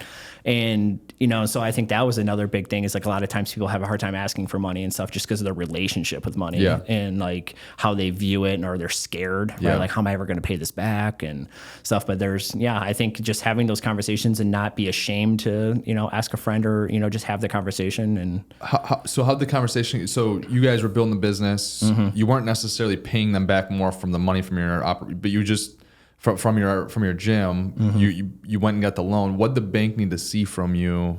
They did. I think it was like they just needed to see 1 year of financials, and they just wanted to see like, you know, what that was going to look like, and you know, were we able to you know, be able to make the loan payment, right? Which like it's just ridiculous. You know, it wasn't like we're asking for millions of dollars. It's $150,000, like.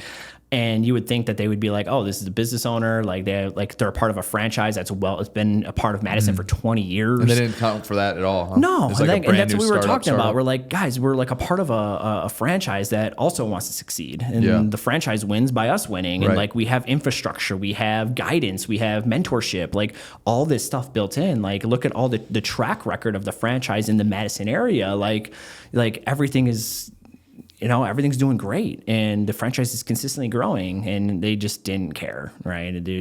Which is whatever, it's on them. But so then we owned the business for 5 years, right? And getting to the point where we decided to sell it, right? And everything just kind of at the time my wife and I there was a lot that kind of happened in those 5 years of business ownership, right? My wife lost her dad to pancreatic cancer, which changed her relationship to business. I remember that, I remember when she got that news. Yeah, and that changed her relationship with the business a lot. Because business ownership, you got to be all in 100%, right? It's especially those first few years when we had no employees. We're the only ones there pulling doubles, long hours on top of training, and then also doing the back end, trying to grow the business, all that stuff. And when her father passed, she had some resentment towards the business because when she was with her dad in his last few months, she felt like she needed to be at the business. When she was at the business, she felt like she needed to be with her dad. Mm. And that's one thing she's like, I didn't spend enough time with my dad. Like, I should have just not cared about the business and just went all in and just been with my dad.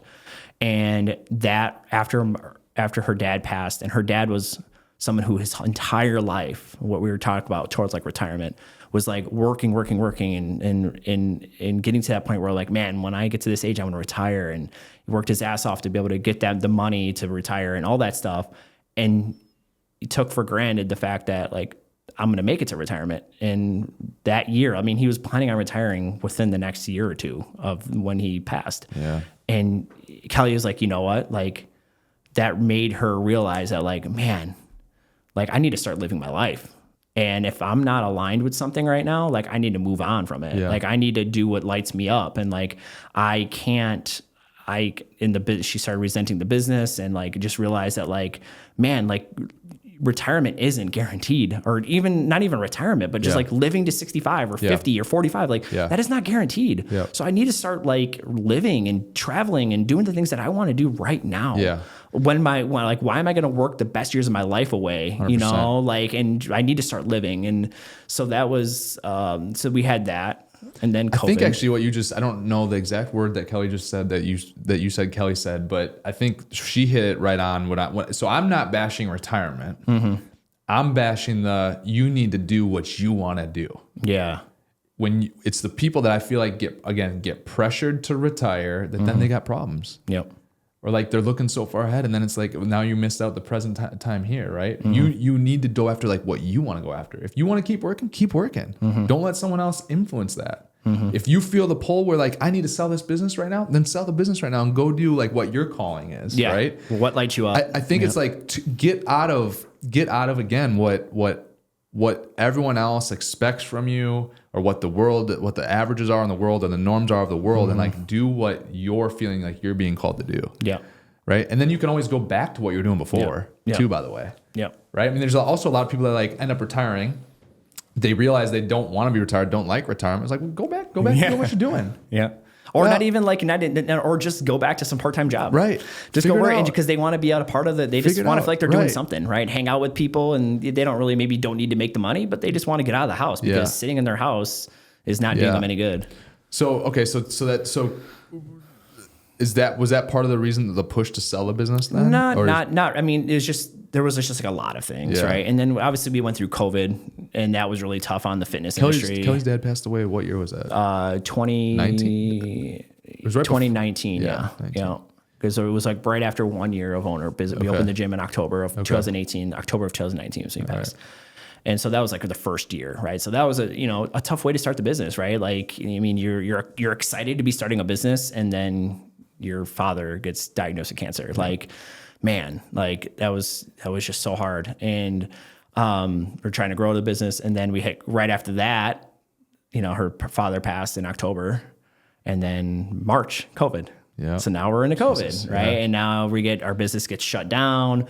We're a personal training studio. It's face-to-face business.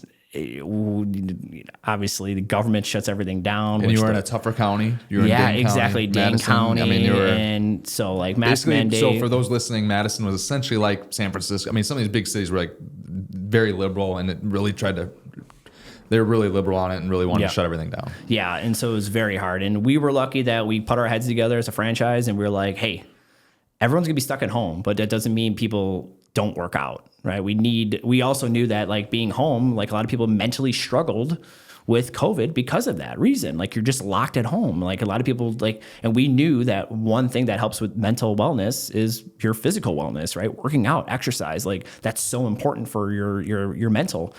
And I just thought Marshawn Lynch, mental, work on your mentals. And so we were like, hey, let's just go to Zoom, right? And at that time, like people barely use Zoom, right? Like some companies used it, but it wasn't a big thing. And I wish I would have bought some more Zoom stock when that happened. But anyways, we pivoted to Zoom, and we were lucky enough that most of our clients were like, hell yeah. Like one, we want you guys to still be here when COVID's done because we want this gym here. So they wanted to support us. And, but they also knew that they needed to work out, and we also made sure to talk about that, right? Like, guys, we need to continue working out. We need to continue moving our bodies. Like, it's not going to look like it does in the gym, and it's not going to be as fancy. You may not get the results, like the strength gains or like all the results, but you're also not doing nothing. Do you have less equipment? Yeah, you have less equipment, and it's not ideal. We know it's not ideal, but hey, live the mantra. One of our big mantras at the gym was do something instead of nothing, right? Like, and, so just we were able to pivot, and me and Kelly, it was funny. We live in a lofted apartment. So like I'm upstairs in the loft with my computer, Zoom, personal training people. Kelly's downstairs, and then the clients could hear Kelly laughing. If anybody knows my wife, Kelly, like her laugh is very like infectious and contagious and just like a really, it's one of the most endearing things I love about her. And people are like, oh my God, is that Kelly laughing downstairs? They're like, yep, that's Kelly. Like she's working with this client. They're like, oh, tell Kelly to say hi to that client for me. So it was just a funny experience, right? Like being in training. And it's funny, we look at our apartment and we're like, man, we ran our business out of this like tiny apartment. It's such unprecedented times. Yeah, like, so weird. None of us knew what the hell was going to happen like the next day, but it's like you just keep making it up as you go and keep taking the next step forward. Yeah, we just like put our heads down and we're like, all right, this is not ideal, but nothing's ideal right now. Yeah. And we did it, and we were able to maintain a lot of our clientele because of it. A lot of people actually showed up to the gym when we were able to go back in gym, which was like June of 2020 is when we were able to kind of like get back into the gym and start training. And everybody was like, oh my God, like I feel like I did when I left the gym, like because I worked out at home. And then we had those clients who didn't do personal training with us via Zoom because they thought it was either dumb or it wasn't worth their money or whatever. And they realized how much they regressed over those 3-4 months. And so it was like, it worked, and everybody came back to the gym, and we were able to kind of get back in, and then we had a year of mask mandates and all that stuff, but we were able to make it work, and we were really proud of ourselves, right? Like a lot of small businesses shut down. Tons. We weren't a part of that statistic, and we were just really, in the moment, you don't really give yourself the pat on the back, right? Because you're just like the business owner, and you're like, just go, move forward, da da da. And a lot of, I think, entrepreneurs and business owners have a hard time celebrating themselves, like, and just being like, take yourself out to dinner and celebrate another year in business or reaching this financial goal. We have a hard time with that because we're always like future focused and always thinking about the next thing. As soon as we reach one goal, we're no longer satisfied with that. It's now the next. And so looking back on it, we're like, wow, we did that. That was really cool. Yeah. For me, I remember with COVID, so we were an essential business, so we could, obviously keep doing what we're doing, providing housing and property management for people. And obviously you still have to go in and fix stuff for people. They're living there, right? So there's certain things that we still had to do.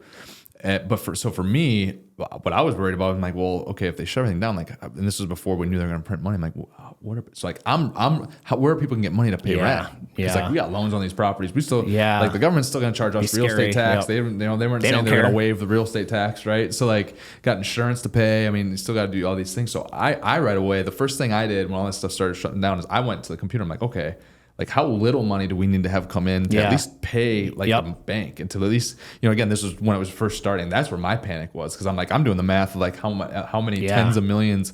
I mean, at that point it was probably, so that was so we probably had $80 million of loans at that point, right? I'm like, that's a lot. Like, I'm like, where's the money going to come from? So that's what I'm like figuring out. Okay, what's the bare minimum we need? And that's like what I looked at, is just said, okay, what's the absolute bare minimum money we need to have coming in? And then it's like, each month that kind of passed, and obviously they started printing money, and people just kept, doing that, and we were fine. But yeah, when that whole thing first went down, like all of us were just, the whole real business estate world, man. We all got our own stories and how we Yeah. felt, and a lot of it was a whirlwind.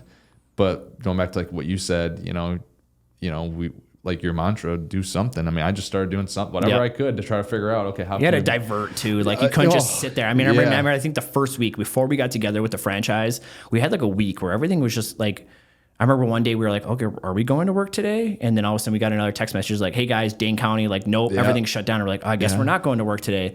And then we had that like week where I remember Kelly and I just sat in our apartment and we're like, what is going on right now? Or we're going to lose all our clients. We're going to lose all this money. We got this business loan. We're trying to pay back these people. Like, this is crazy. How are we going to, I mean, and then we gave ourselves like 1 week to be like scared and like not knowing what was going to happen. Right. And then we hit the ground running the next week and developed a plan. Yeah. And I mean, again, for some of us, it's easy to still look back like, okay, they printed a lot of money. People still were making money for the most part. Obviously, there's still a lot of business that got crushed. But, in that moment, like, none of us had any idea where any money was going to come from for anything. The whole world was affected at the same time. Right? Yeah, That was just a crazy thing. It seems like a lifetime ago already, just being 4 or 5 years later here. But now you look back on it though, and like think about how that right there, COVID, just pushed the world ahead. Oh, for sure, it did. Technology and just everything, and just like now and then also just with what we can overcome. Yes, what we can overcome, and how many business owners are like now don't quit their business or sell their business when things get hard, as sometimes people would have like, things are starting to get hard. I think we need to get out or sell or close. Like a lot of people are now like, well, if I could get through COVID, I can get through anything. Yeah, for right. Sure. And so now it gives everybody that like that reassurance of like, man, if we could get through that, like, man, we could weather any storm. What were some things operationally, when you guys were running that business again, inside COVID, outside COVID, whatever, just talking the whole thing now. What were some of the things operationally you did that kind of set you guys up for success? I think one of the big things, like especially with our business, right, and personal training and stuff, it's you got to realize, like I always tell people, anytime you see any sort of gym, on the inside or from the outside, looking through the windows of the gym, it looks like a push-up and sit-up business, right?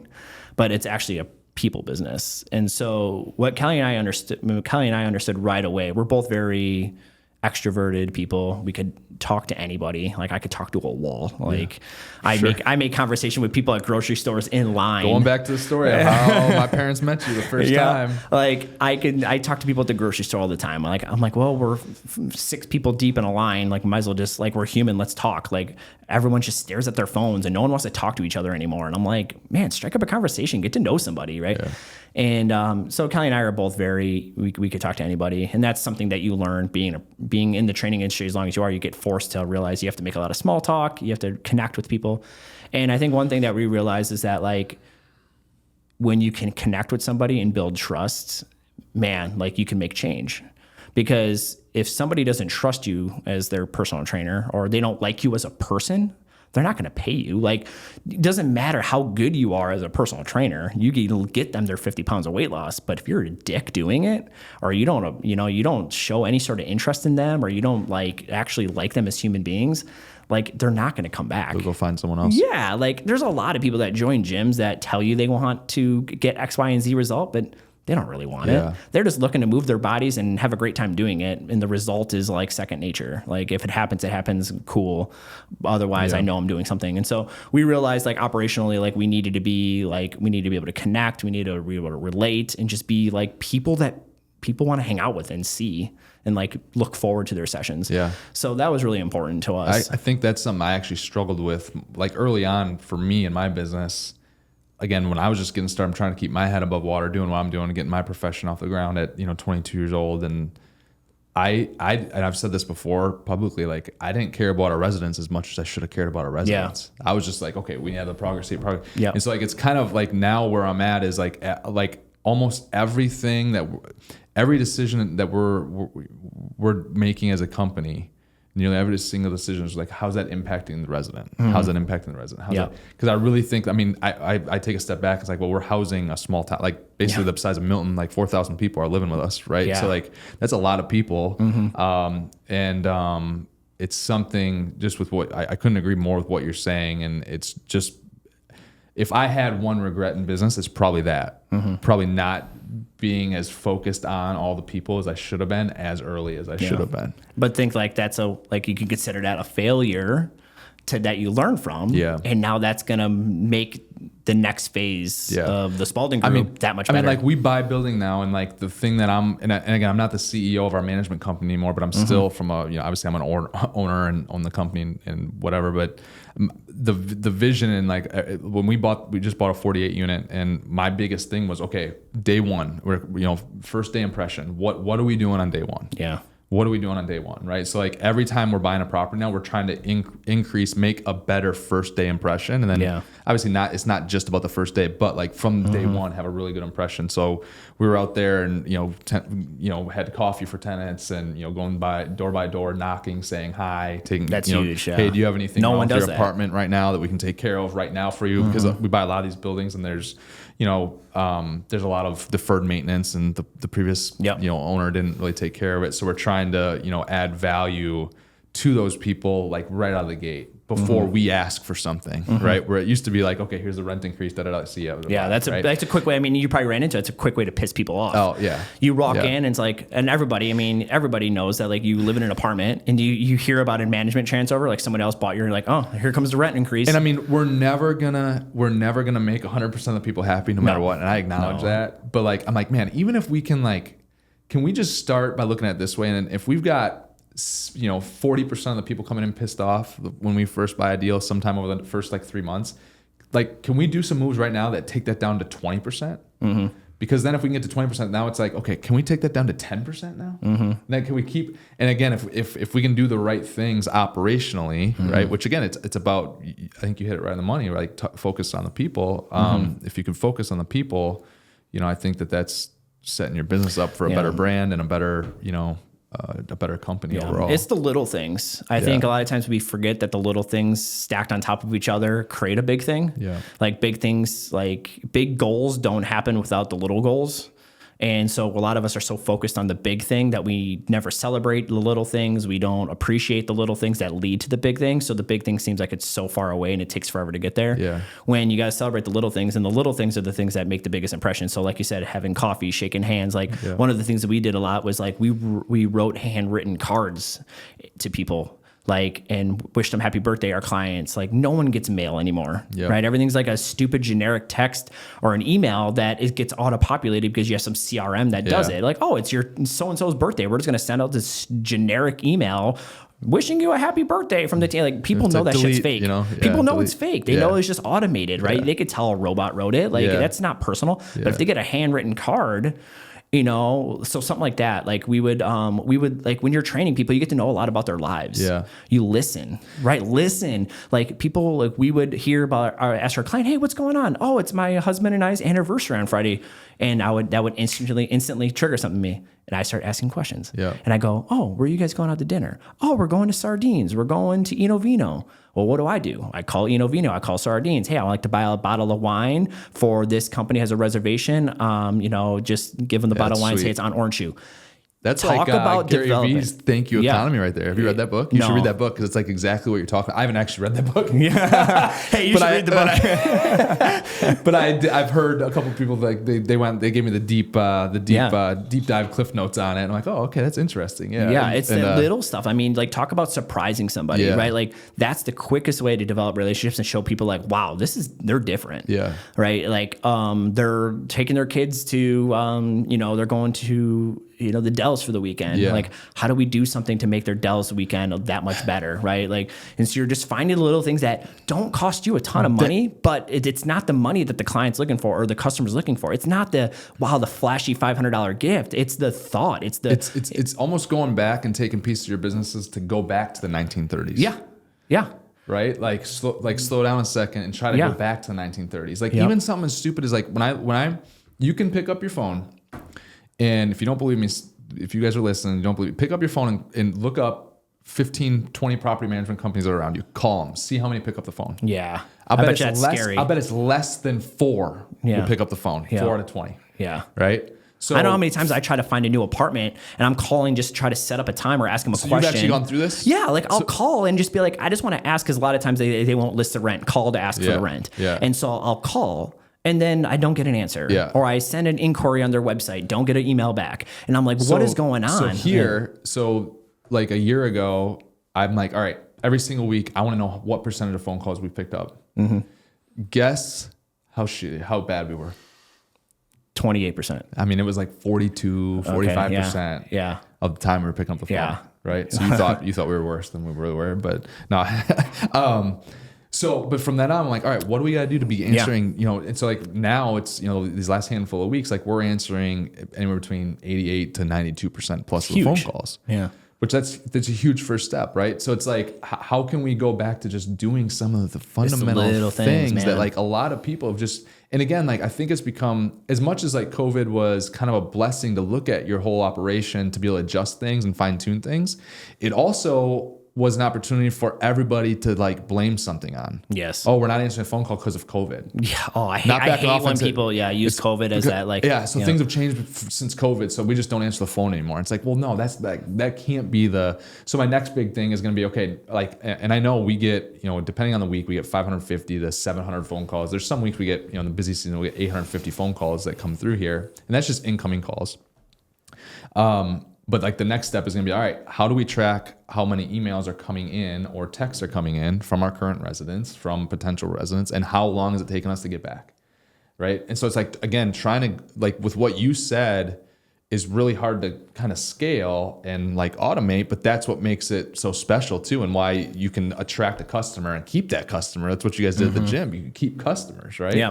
It's not about like, I think a lot of times people, when you could look at businesses, you're always trying to like think about how do I get more clients, and then you stop focusing on the ones that you have. Yeah. Right. You need the people that are paying you right now are the ones you need 100%. To be focusing on. Yeah. Retention is the name of the game. Just like you want to keep, you don't want to have constant turnover. Yeah. You want to keep somebody in their unit for as long as possible, right? Like, and it's the retention. So focus on the people that are currently paying you. Yeah, you still need to obviously promote and advertise and try to get new people in.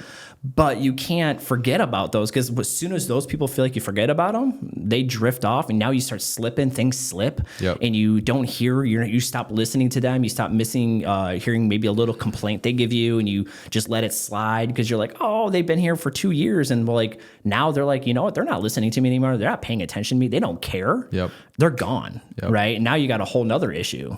Well, and that's like we're looking at. Okay, so there's somewhat like I kind of hate statistics. Like whenever you read a statistic, like how true is that? Who did the research? So how do you know that that's actually? It's like during the whole COVID thing, people are like, this is how many COVID deaths, how many people died from COVID. I'm like, well, and then it came out to be, well, was it died with COVID or died from COVID? Right, two completely different things, right? And so whenever I see a statistic, I always scratch my head. But anyway, I read a statistic the other day that our CEO shared with me, and it said in property management. In multifamily housing, 66% of resident work order requests, maintenance requests, 66% of them are completed in 24 hours. So we've got a portion of our portfolio right now that over the last about 4 months, they've been completing depending again on the week, it's been 88 to 92% of work orders in 19.2 hours. Yeah. Right. So it's like that, but that's another thing. It's like focusing on that service, that level of service. Like, again, like trying to like think about, okay, if my grandpa and grandma lived in this apartment, what type of service would I want them to have? Yeah. Your family. Yep. Right. So it's really trying to change. I mean, Kelly and I have been in the apartment that we're in right now. We've been there this December will be 9 years. And the reason we've stayed, I mean, the apartments they're not new. They don't have the granite countertops and the floor, the wood flooring, and like they're not the super fancy. They have a wall unit, air conditioning, not HVAC. Like, and but it's the community. They're safe. They're quiet. Their location's amazing. The maintenance is awesome. Like I see the maintenance guy, super friendly, chats with me. And when I give a call or I submit an online thing through their portal for a maintenance request, I'm getting a phone call, email, or the dude's knocking on my door like, hey, I just saw this come in. Like, how can I help you? Like, that's huge. That made a huge, like now, like, I mean, one time our fridge took a shit and we're freaking out. We just bought hundreds of dollars worth of groceries and we're trying to like, we have one camping cooler. We have no way to keep this stuff cold. And I'm like, oh man, this is going to be like forever. Like they're not gonna be able to get a fridge or whatever. And I contact them, let them know that the fridge is not working. The guy comes in, checks checks. He's like, yep, whatever. We'll get you a brand new one. Like literally like hours later, brand new fridge in my apartment. Yeah. Transit guys, they're helping us had it transit. in stock down the. Yeah, they had it wherever, right? Or maybe Yeah. they had a new unit that somebody moved out of that they just kind of retrofitted and like and then they said, hey, no one's in that unit. Let's take that fridge out and give it to the guy, and we'll just get a new one for that one. And like it's the quick thinking and the way they respond. Like the other night, like our apartment complex, the fire alarm went off for some random reason, like the whole unit. And everybody's like looking at each other in the hallways, like, what's going on? Why is this going off? And I just called the maintenance guy. I was like, yo, Art, like, man, like, I don't know if you know that he was the emergency line guy. And he picks up and he's like, oh, yep, like, we know, like, thanks for the call. I appreciate it. Fire department's going to be there. Like, it was like 9 o'clock at night, right? Like, super responsive. Guy picked up the phone. Like, I hate when you try to call the emergency line and no one answers. Yeah. You're like, I'm calling this for somebody to answer, and now nobody's answering. Yeah, for sure. But I also think like, like I think about like little things that you said you could go back to. It's like, man, imagine like little care packages when somebody moves into their unit. Yeah. Like, here's a little coffee, here's some coffee, here's some like, not the traditional, here's a Milky Way. Like, who the fuck wants a Milky Way? Like, or a magnet for their refrigerator. Give them their pet some treats, give them their pet some toys. Like, ask questions. Got a kid, like, that's where we're going. That's like kind of where we're going. Train the manager of that location to ask questions when they're meeting with these people and get to know them, and then give them something. Like, if that person says like, oh, I really love reading, like, get them a gift card to the local bookstore, right? Like, you want it to like shock and awe. Like, if I walked into my brand new apartment and there was a gift basket on it and it says, hey, like, I just wanted to, like, moving into a new apartment, I want you to be able to put a new book on your bookshelf. Here's a $20 gift card to, now you're supporting another local business.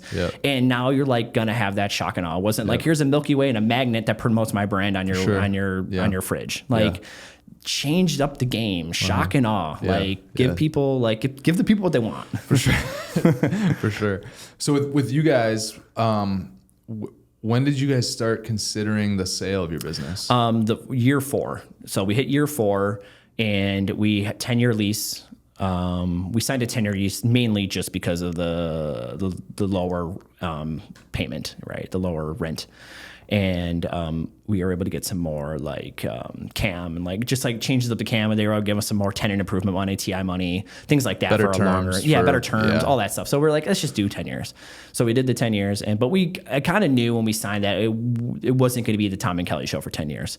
And so year 4, me and Kelly were just going on a walk, and we were just chatting, like, all right, every year we're like, what does the next year look like, and just future thinking and planning.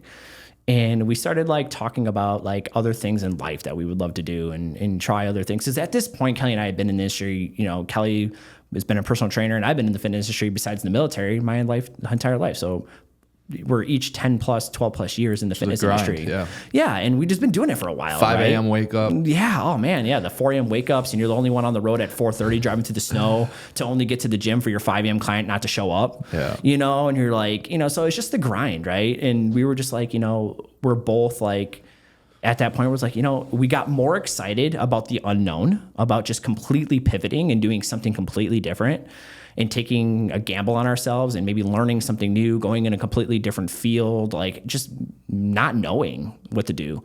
And we realized that during the walk, we spent more time talking about the unknown and what not owning this business would allow us to do than what the business, if we stayed doing it, because we knew what it was going to look like. The year was going to look exactly the same. We're going to run into the same issues, the same problems of like, trainer turnover and just like the constant, just like business ownership stuff. And so that was like, okay, that's very, very telling. It's probably, and also sometimes you got to get out of your own way, and sometimes you got to get out of the way of, the other people below you. And so Kelly and I, we were lucky to hire a trainer, Sean, who, when we met him, me and Kelly always liked, part of when we were business owners, we wanted to make sure that we were providing a path for the people below us, right? Like, we saw all the things that the fitness industry lacks with just like job security, good pay, advancement, burnout. We never wanted to burn our trainers out with long 12, 14-hour training shifts. So we really wanted to change the fitness industry. How do we make the fitness industry 1% better ultimately? And so when we hired Sean, we talked to him, and his goal was one day he would love to own a gym. And so right away, that kind of like was like a little nugget in our head. Yeah, could be your exit plan. Yeah. And at that point, we weren't thinking about selling, but we're like, oh, Sean would really like to own his own gym. What year did he join you?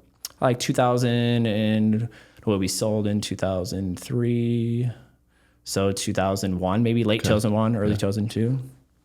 And then Sean was just a great trainer, quick learner, hard worker, all that stuff, and just like exactly what you're looking for. And we knew that, you have to show advancement. And we knew Sean was a great trainer. And we knew that Sean was probably, if we didn't show him the advancement, he was probably going to go find it himself. Mm-hmm. He was probably going to go open his own gym, or he was going to maybe open another location inside the Orange Shoe franchise, leave us.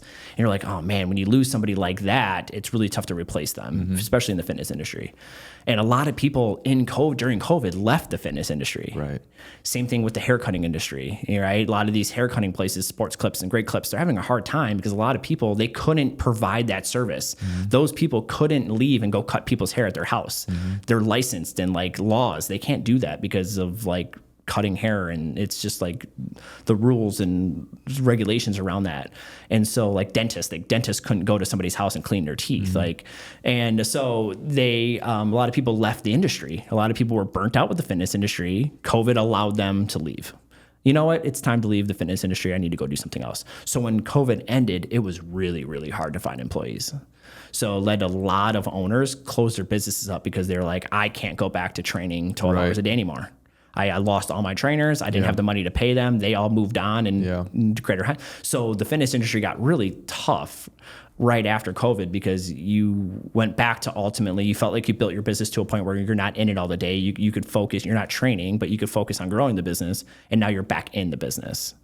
And that was really tough. And so like we wanted to be able to show progression, and we knew that Sean, if we didn't show him the progression, we knew that he was probably going to leave. He was going to find the progression. And we were going to be like, damn, like now we're back, right? Yeah. We're back to this point.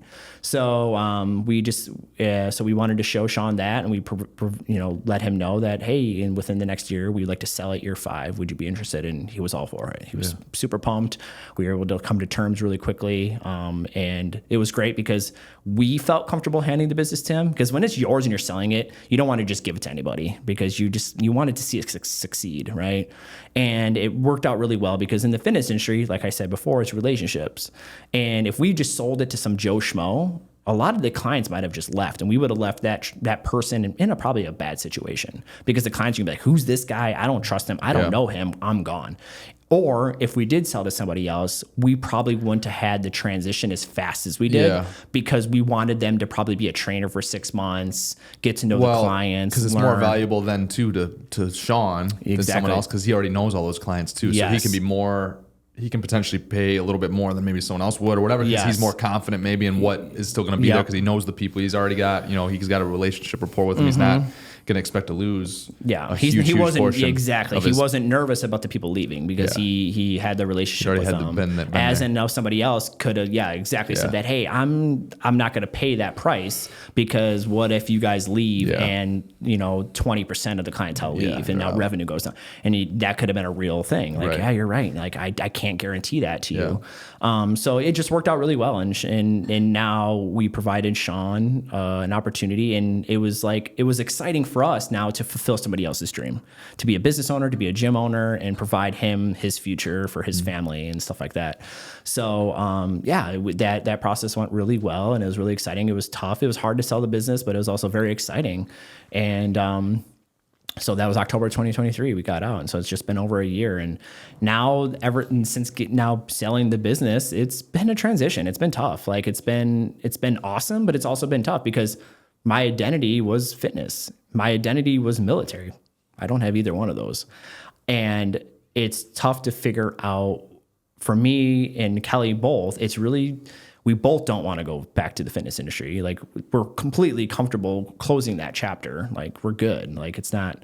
But it's cool you can recognize, because there's a lot of people that like just hang on because it's what they know. Right. And they have security in what they know. But then they also end up miserable later. Exactly. Right? So it's cool to be able to. And we know that we're both very capable human beings that could learn anything and do anything. It just takes somebody to willing, like 90% of jobs are teachable. So that's the thing, is like I was looking for other jobs and figuring it out, but you're getting passed up on opportunities that damn well you could do. But it's whether or not that person or that company wants to take the time to teach you. And a lot of companies don't. They don't want to they want somebody who come in and just start working. They don't want to onboard you and teach you, even though after they do onboard and teach you, you're going to be way better than the person that so-called like knows the job. And so, but it's also right now, it's really figuring out what exactly do we even see ourselves doing? And that's been a tough question to answer. Like, what is going to light me up? What do I want to do? And that's been kind of like a tough question. Like, what do I see myself doing? What do I see myself doing that actually like lights me up and is meaningful to me? And that's been tough. But ultimately, like it's been nice to have that time away. And, you know, obviously with selling the business, it allows you financially a little bit to like take that time to relax and like be okay with it, but also you got to get back to making money. And so right now, I found some more military benefits and going back to school to get my MBA. I love learning. And since the military is going to pay for it, then why not? Right. Like I wouldn't have gone back to school if I had to pay for it out of my own pocket. But since the military is going to pay for it, I'm going to go back to school, and it's been fun learning. I'm in my first semester back, and right now I'm in 2 math classes that I didn't realize were 2 math heavy. Like I'm in like this financial management class and economics and these equations of like opportunity cost and like, dude, like, and it's just, it sucks. I'm like confusing equations for each class. Like, so I'm like taking economics equations and like using them in my financial management with like income statements and balance sheets and like figuring out all this stuff. Like, and I'm just like mixing them both up. And it's just like each problem, like going back to school again, where it's like each problem of this math equation takes 15, 20 minutes to figure out because all these numbers and equations. It's been fun though. It's a challenging, and it's allowing me to focus on something else and like give me that like that drive of like I'm working towards something and learning, and I'm getting my MBA with an emphasis in project management. So like, you know, and then after I'll be able to graduate in May of 2026, and then be able to see what that does for me. Like maybe taking a job somewhere in like a project management position or something. So which would be fun and be different and engaging and interacting with people and using my brain and being a part of a team. So that's kind of like what I'm focused on right now. And I'm working also as kind of like a store manager for my buddy owns a meal prep service in Madison called Lean Feast. And he just kind of leveled up his business by purchasing another business in Madison, which was called Fit Fresh, which is another meal prep company. And they were looking to exit, and he bought them out. And we just moved the location into the Princeton Club on the west side, and it just allows us to now just be the business now is seeing a real big boost because now we're in a massive gym that gets 3,000 people a day in the gym, and even more convenient for all those people to pick up their stuff. We're all like-minded people, and then Princeton Club has a lot of other locations in Madison too, so we delivered to all those locations, and so it's been cool to be able to do that and help him grow his business and be a part of that, and then also be going to school. So like I'm pretty busy with I'm working 30 to 40 hours a week at Lean Feast, but also going to school, and so it's been really fun, and also being a part of like clean eating and meal prep is also something that I can align with, right? Sure. Like it's not just something random that I don't believe in. It allows me to align with. It allows me to get out, interact with people, and chat with people and get to know more people. So that's been really fun, and it's been cool to be a part of that, and also now feel like Jay brought me on just because of my past being a business owner, and he needed somebody that challenges him, and we grow and really help grow and help grow the business. And so it's been really fun to be a part of that and be a part of that community. Gotcha. Yeah. Speaking of the math problems, my daughter being 6th grade, getting to the point now where some of the math problems coming home, I'm like, I don't know how to do this anymore. You have to look that one up. And they do things a little wonky now too, some certain stuff, but they are to the point too where they can use a calculator now, which is kind of nice as well. But yeah, I can hear you. I can relate to you. I've been using ChatGPT a lot, and tell you, it's actually a tool. So a lot of people look at it as cheating, but it's actually a great tool. And I actually want to learn this stuff. So I'm not relying on ChatGPT, but I've realized that ChatGPT, I was like, putting it into context for you. Yeah, and it's really helping me too. Like ChatGPT at a time, also like there was this one problem I was working on, and that I watched the teacher, like he does like a practice where he like you could watch the lecture and he goes through the problem and works it out, and like you see how he's getting his numbers, and he's going to the income statement and grabbing this number, and he's going to the balance sheet and he's grabbing that number, and he's doing this stuff. I'm like, okay, yep, I need to. And so I see him do it. And then you get to the homework problem, and now you're like, oh, like where do I start again? And then you plug that question into ChatGPT, and then ChatGPT will break it down into steps. Like step one, you need to do this. And so it really helps me reinforce see it. Multiple ways. Let's see it in different ways. Let's see the teacher do it, but then let's also see it this way written. And so it's been like a really great tool. And so it's funny, like ChatGPT, when I was in school before, either in undergrad and high school, never was a thing. And so it's interesting now to see how AI, which is blows my mind every day with what AI can do now.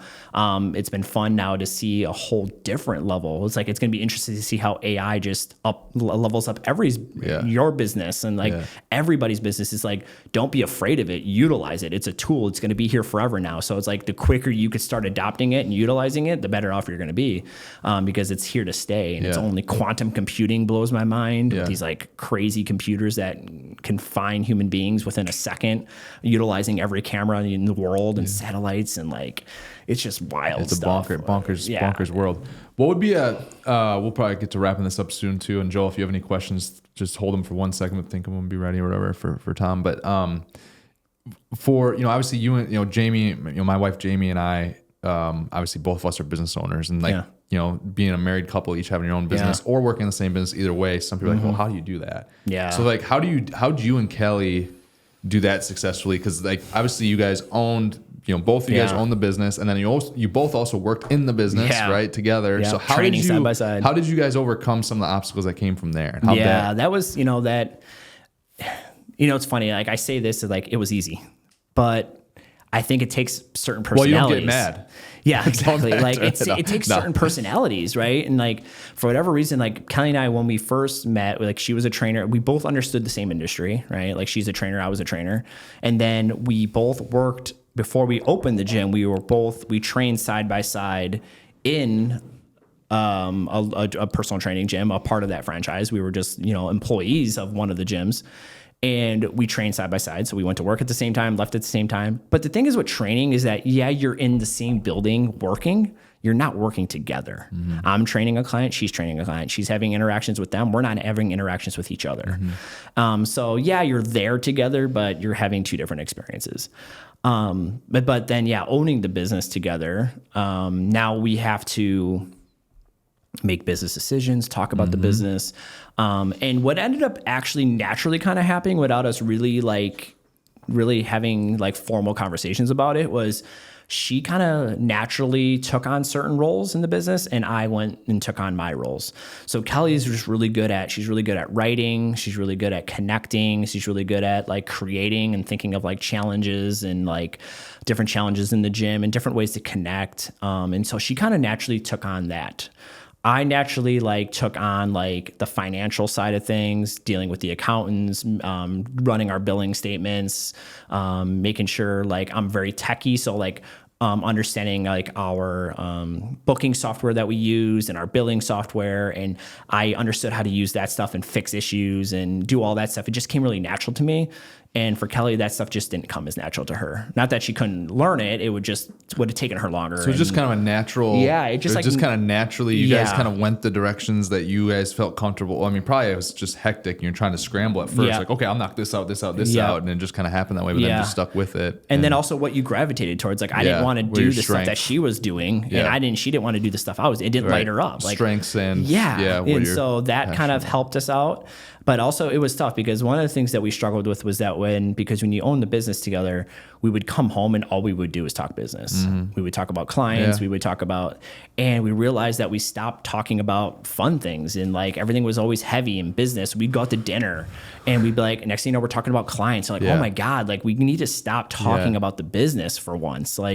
We have lives outside of this business. And that was a constant struggle, right? And because that's what we did together. And so there was nothing for a lot of couples, the husband or the one partner has a job and the other partner has a completely different job. So when you guys come together, they want to know how your day went. And they're interested and actually want to know because they don't know. Yeah. And then you don't know how their day went because you weren't there, right? And so like for you and Jamie, you could ask her how her day was, and like you have no idea what she did. Yeah. So it's interesting to you. Yeah. You're like, oh, wow, interesting. But so now though with Jamie owning her business now though, it goes right to the business problems, even though it's not the same business. It's not the day-to-day anymore. It's just the business stuff, high level. Which is actually a really interesting dynamic too of since she started her business. So she bought her first practice, 2 years ago now, 2.5 years ago. Like there's times where she's just like, I get it. Yeah. Like I get why you came home and you were, pissed off that day about this. Cause like I would tell her back then and she just wouldn't get it, and like she thought she got it, right? And they all think they get it, but until you're actually in it, you don't really get it. Yeah. So it's kind of cool to see that go full circle where it's like there's these certain things and then like, and there's times now I just kind of laugh sometimes when like something goes wrong in our business a little bit because I'm like, because I'm like, I've been through that. Yeah. Like, I get it. That's the reason you're not laughing. I'm laughing because now she truly gets it. Yeah. Right? It's relatable and now. So, and that's the thing I found out too with business ownership. You can't really explain to somebody business ownership, right? Like what you're going through. And the only people you could really express yourself or to really feel as if the person you're talking to actually gets it is other business owners. Yeah. So that's what's great. Is like I could talk to you about stuff and like you get it, or someone always wants and needs something from you. Yes. And it's different. It's not like, so like in a regular job, you've maybe got, your maybe the person that reports directly to you and, one other, like when you own the business, I feel like it's coming at you from a million different directions. Like, and you're getting pulled, you can get pulled a million different ways. And then it's like also like when shit hits the fan, a lot of the times you're the person jumping, which is actually, I'm so glad I got a CEO for the property management company because a lot of that stuff actually falls on her plate now from the property management aspect of it. But yeah, I mean, as the business owner, and so that's, I'm not laughing at her. I'm laughing with her. Like laughing at myself, or maybe I'm laughing at like the Justin and Jamie from like 5 years ago when she really didn't get it. Yeah. And maybe that's what I'm laughing at because that's kind of came full circle. Yeah. And I think sometimes you just gotta, in business ownership, you gotta laugh. Yeah.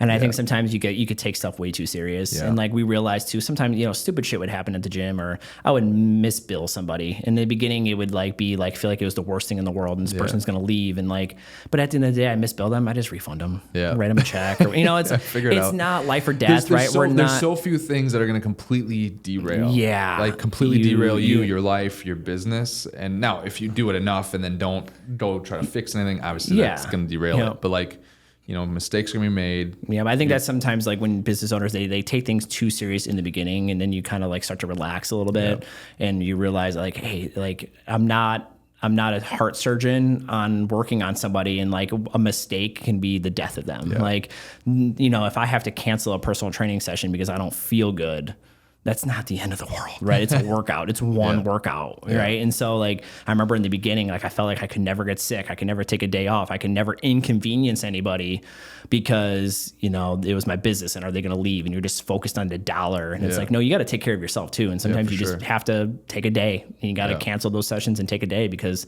that's ultimately going to like lead you. And that's where a lot of resentment can start to build up too. And, but yeah, Kelly and I, we did with anybody with, if you're in business with your significant other, it's going to be tough, but you got to make sure that you're prioritizing your relationship. You got to make sure you have a relationship where you could speak and talk and feel like trust each other and have those tough conversations, but also make sure you're celebrating, make sure you're taking vacations, make sure you're getting out. Like Kelly and I like knew from the start, like fitness industry is a grind, but we knew that we needed to have we closed the gym 2 weeks a year, like the week right after Christmas to New Year's, and then we took like a Memorial Day week off. Like we called it our summer break and our winter break. And I remember as employees, as trainers, we always hated the fact that like you would go to you would get Christmas off and then the next day you're in the gym training again. Mm-hmm. And so when you're at Christmas, all you're thinking about is, oh my God, I got to go to work. You don't get to enjoy it. I can't hang out with my family. Everyone wants to stay up late and play board games or whatever. Like I have to go home and get to bed because I got to wake up at 4:30 in the morning. Yeah. And that was one of the things that we wanted to change. We wanted when we got to the holidays and stuff, we wanted our employees to be able to disconnect, unplug, and like take those days off, right? Like we were always closed on Sundays. We never opened like a lot of the gyms stayed open on Sundays and trained. We never, and here's how we looked at it though. If we're open on a Sunday, what if a trainer calls in sick and they can't work their Sunday shift? Who's got to go work it? Me or Kelly? Do we want to work on a Sunday? No. How do you fix that? You're not open on Sundays. Yeah. Yeah. That is what it is, right? That's the power of being the business owner, right? You could just say, hey, we're not open on Sundays because I don't want to have to cover the shift. Yeah. And that's how we looked at holidays. That's how we looked at, we wanted to give our employees time off and away and get out of the gym. Yeah. And you need to rest and recharge. And that was really important. So, but you're going to run into issues and we did. But it was, I think for the most part, we were really, really good business owners. And a lot of clients brought that up. Like, man, and here's the funny thing is when we were selling the gym, the rumor mill started at the gym when we started catching up. People were like, I think Tom and Kelly might be getting divorced. I think there's something going on, right? And like, it's funny how the rumor mill can get going over that. And we're like just laughing. We're like, oh my God, people can't sell the business because they want to sell it. It has to be tumultuous. Like, it has to be something, a negative reason. It can't just be it gives people something to talk about. Yeah. Like, oh Jesus. I'm like, that's how bored they are, huh? Like, and so we just laughed it off. Like, me and Kelly were like, I guess we're getting divorced. And so, yeah, but I think also selling the business also brought us together, right? And now, she's working and I'm working. This is the first time that we haven't worked together. And she's going her way, I'm going my way. I'm doing school. She's, Kelly's in her transition right now where she's really trying to figure out, she wanted a part-time job for a while after she sold the business. She didn't want her life to be career focused for a while. And now she's ready to get back into it. And now she's asking herself that question, what is it that I see myself doing and where can I work? And so she's diving into that and looking for her next steps. And so it's exciting. It's nerve wracking. It's, all the emotions, but it's great. But also we're living, in the winter, we were never able to, we're always jealous of our clients who could get away and go to Hawaii in the winter. As soon as we sold the gym, we said the first thing we're doing was we're taking that tropical vacation that we were always jealous of our clients taking, but we felt like we needed to be home for the clients that were home. And so we went to Hawaii right away. And it's now we're doing things that we never were able to do when we did own the business. Some of the smaller trips you're taking. And just a lot of stuff, just getting out and enjoying our time, enjoying each other.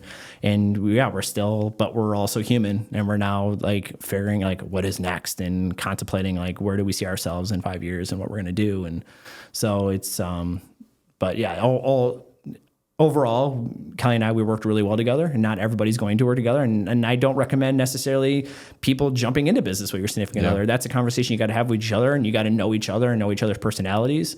But just, there are a lot of people who can't make it work, and me and Kelly were ones that did make it work. Yeah, for sure. Yeah. Joel.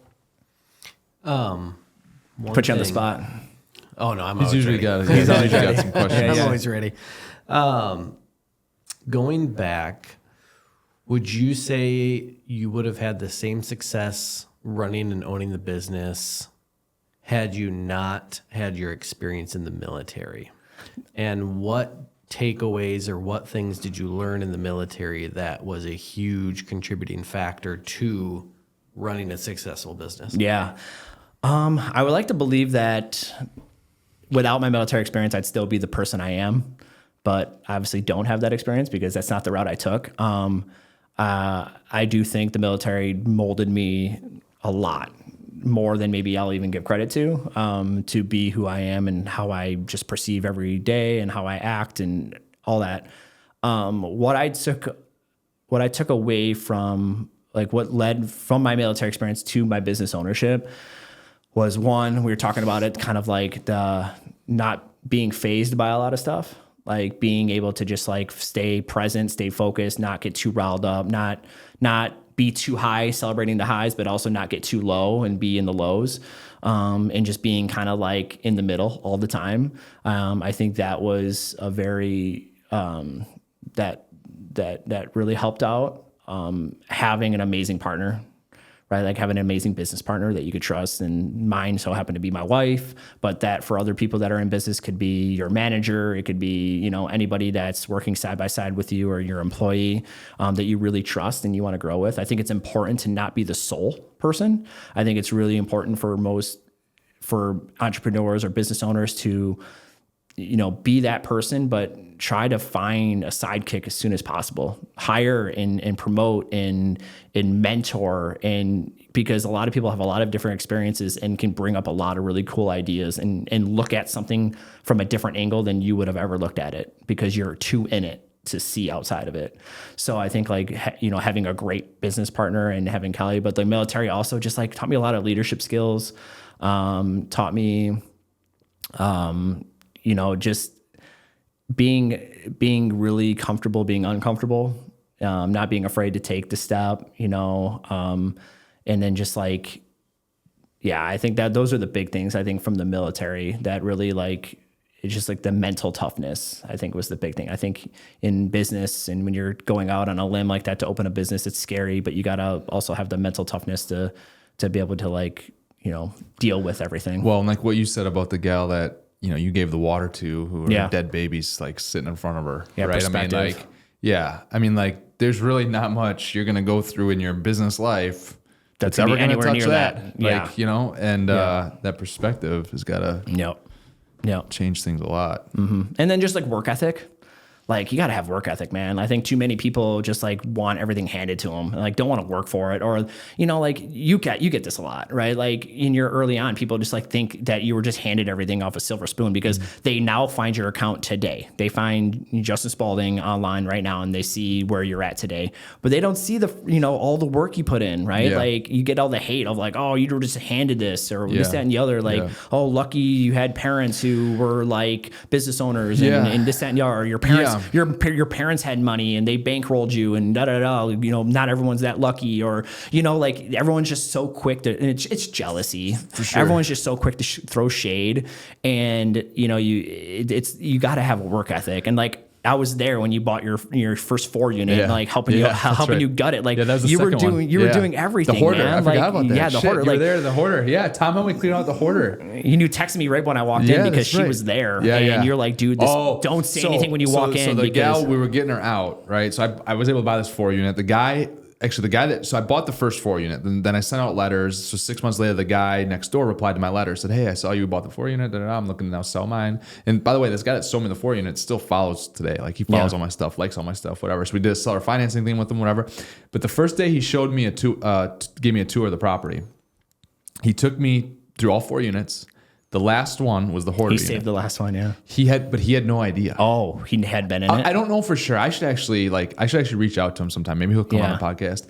But because I think he was a professor actually at UW Whitewater for a while.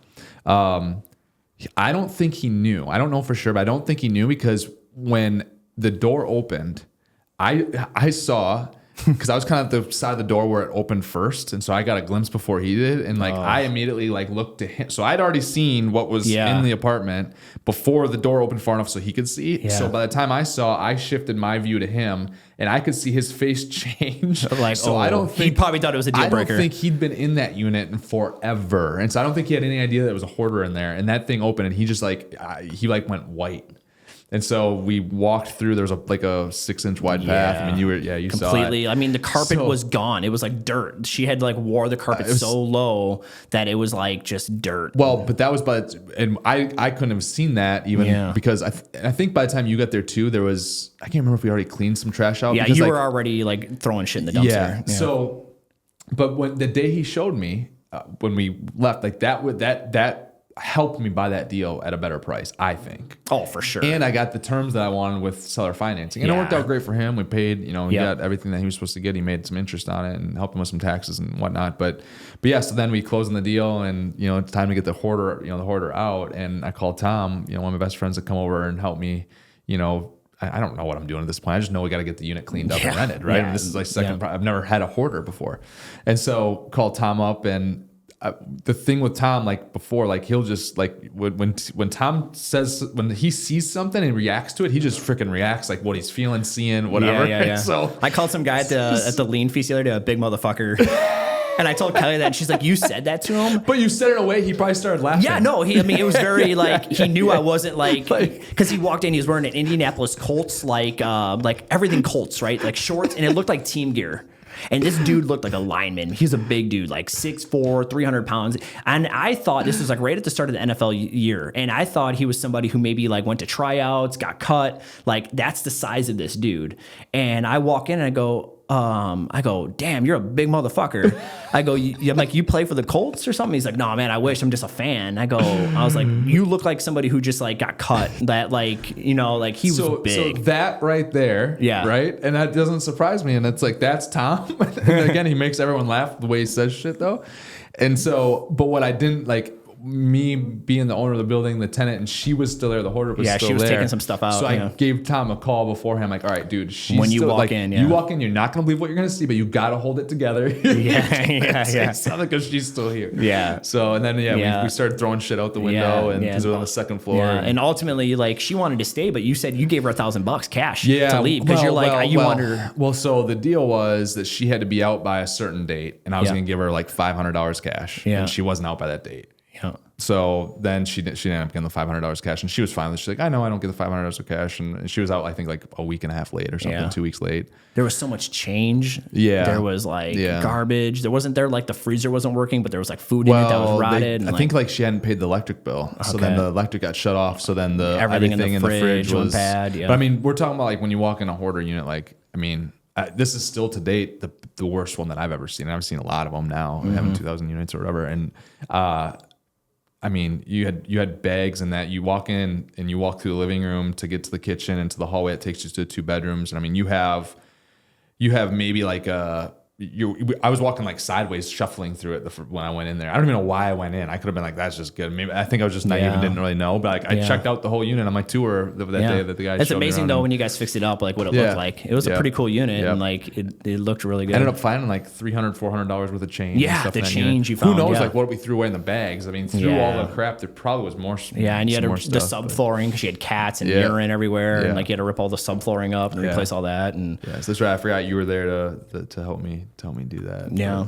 Yeah, I don't know how we got on that tangent right there, but that was that was like work ethic, talking about like you gotta put the work in, right? And I think that was the big thing with the military, like you gotta work your ass off, and like no one cares, and like the military is very like no one gives a shit, and like they're gonna tell you how it is, and that's one thing I love about the military is like if you're not performing, you're just gonna be told, and you don't have to be so PC about it. Like now you could have people like if you own a business, you got to be very careful on how you like talk to your employees, but in the military, it's like you fuck up, and you know about it, and you get told, and you get told very bluntly. More people need that. Oh no, for sure. I feel like it would be a service to more people if they could, but it's like it's like to learn to have the mentality of okay, like because I mean playing through sports, like I mean a college football locker room, you're getting motherfucked all the time too. Like but like that was good for me, like to call me out, and I'd never been called out that way before. Yeah, you got to be held accountable, right? Like but that'd be good for so many people. In this world. Feel like I mean, especially for you, right? Like growing up, like you were one of the best players on the team your entire life. From you were just really naturally gifted. Middle school. I mean, Bob Stewart coached me really hard. Brad Klegora coached me really hard.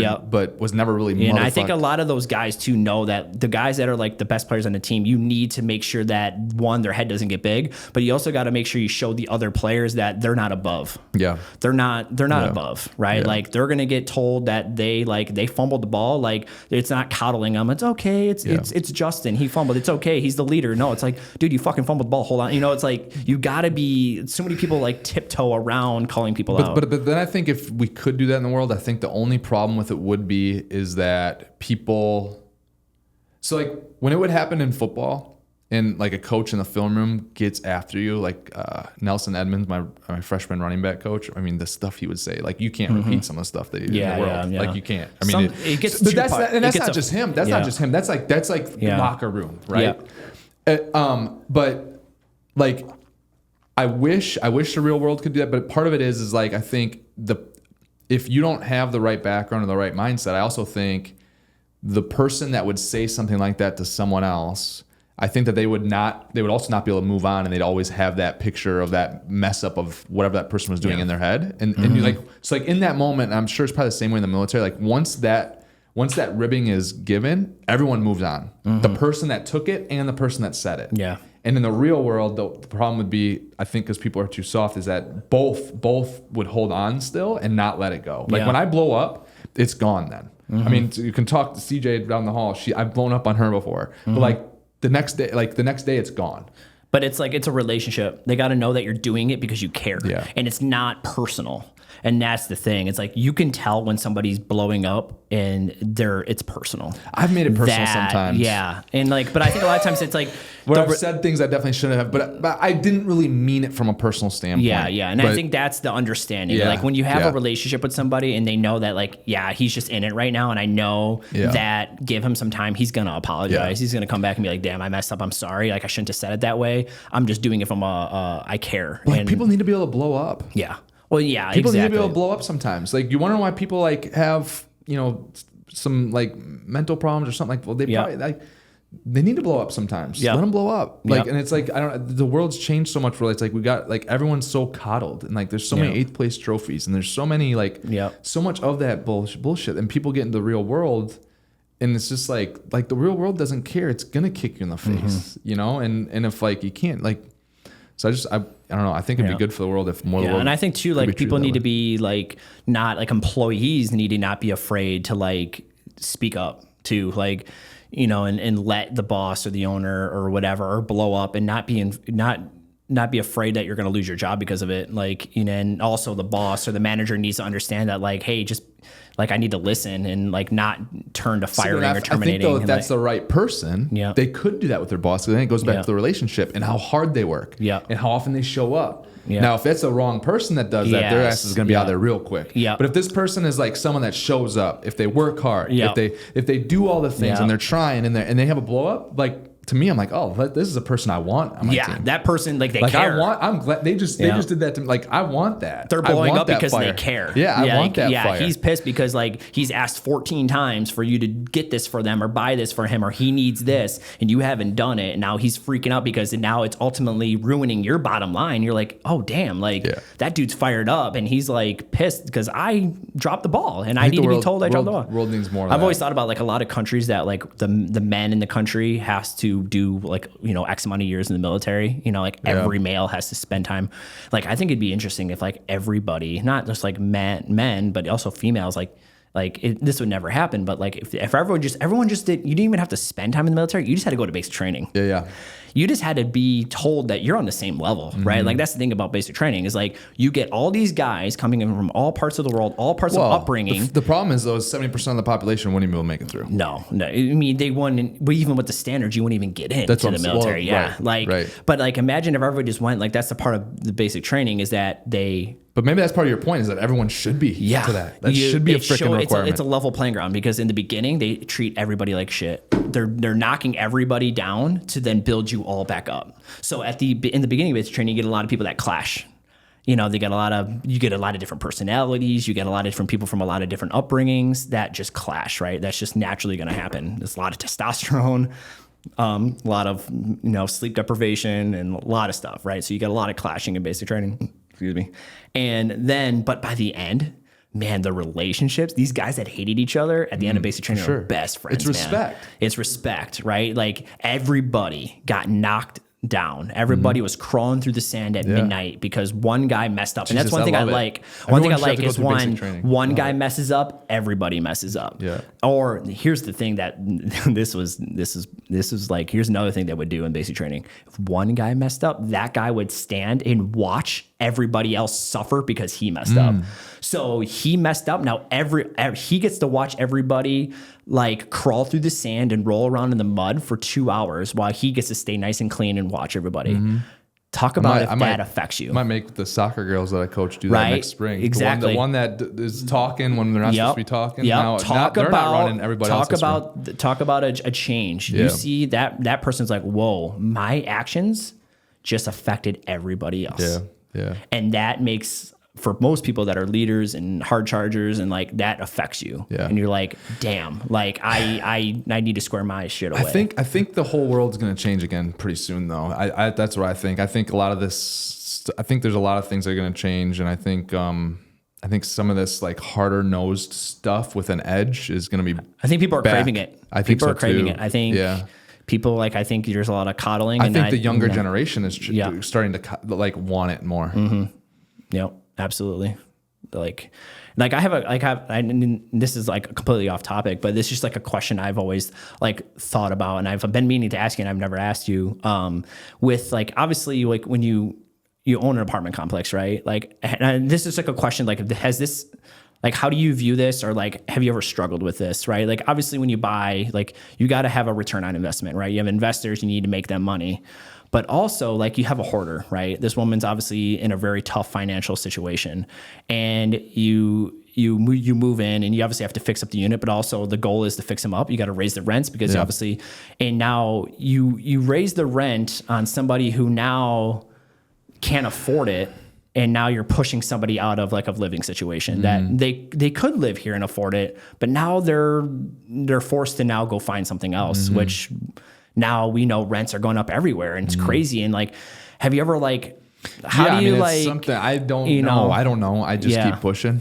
I mean, it's sometimes, is it hard? Yeah. I mean, sometimes it's hard, cause you see these people that are like, I would love to stay here and this is like my home. Yeah. And now, because like, I get that you have to raise rents and you have to, like you need to make money and everything's becoming more expensive, but now I don't have a place to live. Like I just, for me, I feel like that would be really tough, like, and I'm sure like it's part of business and you can't focus on it. It came up the other day, and I mean, you have to look at, you have to try to look at both sides of the coin, right? But it came up the other day in one of our meetings, because we're this one property right now, like it's going to be around the holidays, and we're going to have to give some notices of, like your rent's, either the rent's going up, or like we need to be able to remodel this unit to stay on pace, which means you either have to move to another unit in our building and stay there, or you have to move out. And so one of the gals on our team, I said, I thanked her for bringing this up, because it's like when I'm in the moment, like it's when you're probably in the line of fire or whatever, you're just thinking on the objective, right? And that's kind of where I'm at in some of these business deals, right? She brought, Vi brought this up, and I said, well, thank you for bringing it up. I do appreciate it, right? And like, but at the same time, like we're running a business, right? And I've got investors, and I've got and all that stuff to do. So I can say that there's a conflict there sometimes, for sure.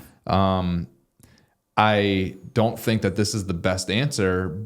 But if it wasn't going to be me, it was going to be the next person. Yeah. The building that we bought, I mean, and we have another building that's going through the same thing that we just bought. It's like that was listed on the market. And the people that owned it right now have owned it since the 70s. So the next person, based on the price that they wanted when they were selling, like you can't keep the rents where you're at, where they're at. They got to go up, or and they would have sold at that price. So I know I don't think that that's a good answer, because it's like, well, it's kind of just like brushing on the rug in a way, but it is truth. Yeah. Can you give like, is there like ways to work around that where you give somebody like, all right, in 6 months, the rent will go up, I'll work with you. But it's like, you can't just treat somebody differently than everybody else. We can't. So that's a law that we can't. It's fair housing. So like how you treat one person, and that's a big law. Like how you treat one person, you got to treat everybody.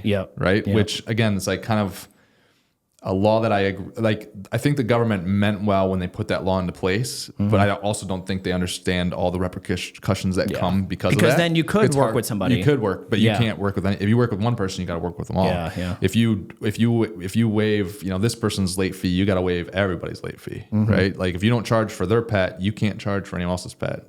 If you get sued for it, it's a big lawsuit, right? And so, so you can't really treat people differently because of fair housing, but. No, I mean it goes through my mind. Maybe that's a part of like where like what I was talking about before. Like that might be. I can put it this way: it came up in the meeting room. That's the first time it's ever really came up around here, right? So things I think are changing. Of like how can we. I think with where we want to go with a customer service standpoint and our reputation standpoint. How do you make up for that? Like, how can we reconcile that, right? How can we if you're going to raise rent $200, you got to show it. Like this is I mean besides like the customer service, right? Like obviously they see upgrades, and they see the improvements they do the see, safety and, of the place. But even beyond, like at some point it probably becomes a question of what can we do. What can we do outside of improving the place, and what is there any and better service? Is there anything else we can do? I don't kind know. of like amenities or whatever, right. And like how can we provide? Well, but I mean, even outside of that, is there anything that you can do? I don't know. Yeah. I don't know. But yeah, I mean, that's tough sometimes. I mean, because a lot of these buildings we buy, we might keep like, I mean, we're remodeling a 96 unit building. Just by looking at the demographics, we know that, okay, our new rents, only 16 of these units that are current living can afford based on what we can can afford the rents that we're going to have. But that being said, the entire median income of the area, there's a lot of people out there in Janesville with the properties there's a lot of people out there that can pay this new rent. Right. So it just happens to be that this property that we bought, like, it's some of the lowest rents that are in Janesville. I wonder if there's like, I just popped in my head, was like, okay, so that this is going to happen, like, and that you're gonna end up forcing people to leave. They have to go find. I wonder if you like started a program where the Spalding Groups helps people find lower rented apartments for them. So you're not just kicking them out to the curb, but it's like, but a lot of times, a lot of the buildings that we buy, they are the lowest. Yeah. Right. Yeah. So like, we're going through one of the properties we're going through right now. Like, we actually already own another property. So like the Janesville property I'm talking about over in Sharon, we do own another. It's like a 12 unit, and Sharon's just a little bit further out in the middle. Like, you're 20 minutes from Janesville. It's like outside Beloit, and that one, those 1 bedrooms there, those are like at the same price point of, so like, we are letting people know, hey, you can still live with us. We're, and we're trying to give people a heads up and whatnot. But, so yeah, it's a thing that, I definitely, I mean, I think about it, comes up, and I think about it more. But at the same time, we run a business here too. Right. And that's what we do. No, it totally makes sense. Like the fair housing stuff that like, you don't even really think about, like stuff you can't treat people differently, and that makes sense, and stuff I didn't even know, and it's just something I thought about. And like a lot of people that complain about us for something too, they don't realize that either. They're like, oh, you can't. I'm like, no, like we can't treat you any different. Otherwise, like, we get sued. Yeah. And we're just like talking about like, how do you separate yourself, right? How do you do things different than other management companies? Yeah. And like, like what I just said of like, okay, maybe we could help people find other places to live.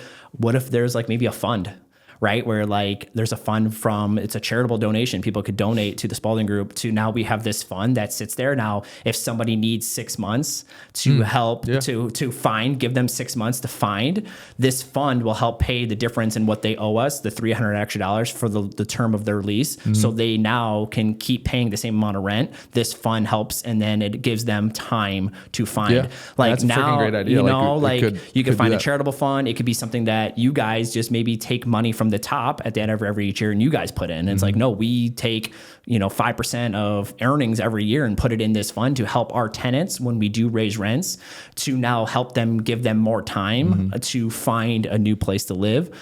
Their rent stays the same. We now make up that $200 difference for them. And it just comes from this fund. And it could be a really cool way. And it could be a way you separate yourselves. Like no other management company, I bet you doing that. They start this fund that people could donate to, or investors, right? Like investors that you guys have that are like, I would love to, like, that's really cool. That's a really cool idea. I would love to put some money in this fund to help out, because now that's just going to separate it. And now it's going to make their return on investment even better, because now it's a way you guys are separating yourselves. Like, damn, the Spalding Group's doing it different. They're the first ones to create this fund to help people. So like another example is like, and when I say like this is going to happen anyways, this is a great example. The property we bought in La Crosse is 246 units. That property got a notice before it sold that they were about to get fined $1,000 a day for the shape of the property that was in. I saw that. It's wild. So, and the seller didn't disclose that to us. Yeah. So thankfully we showed them our plan. They're like, oh yeah, we're not going to fine you because your plan's great. Yeah. But that means that like, at some point, the city could have condemned it at some point. And like at that point, everybody's out. Everybody's out. Or again, someone else is coming to buy the building and doing the same thing. So like in my mind, regardless, and again, this is not the solution because it's just me brushing under the rug a little bit. It's going to happen regardless in my mind. But then it's like, okay, how could we make it a positive too? Yeah. And I think it's just like, it's like, you brush it under, but brushing it under doesn't mean you forget. Right. Yeah. And I think where, about it. You think about it, but then it's like, okay, do we brush it and never talk about it again? Or do we brush it and now let's find solutions? Yeah. The problem's not going to get any better either. Because like housing's not affordable. No, it's not. It's just not. And I mean, like the thing is like,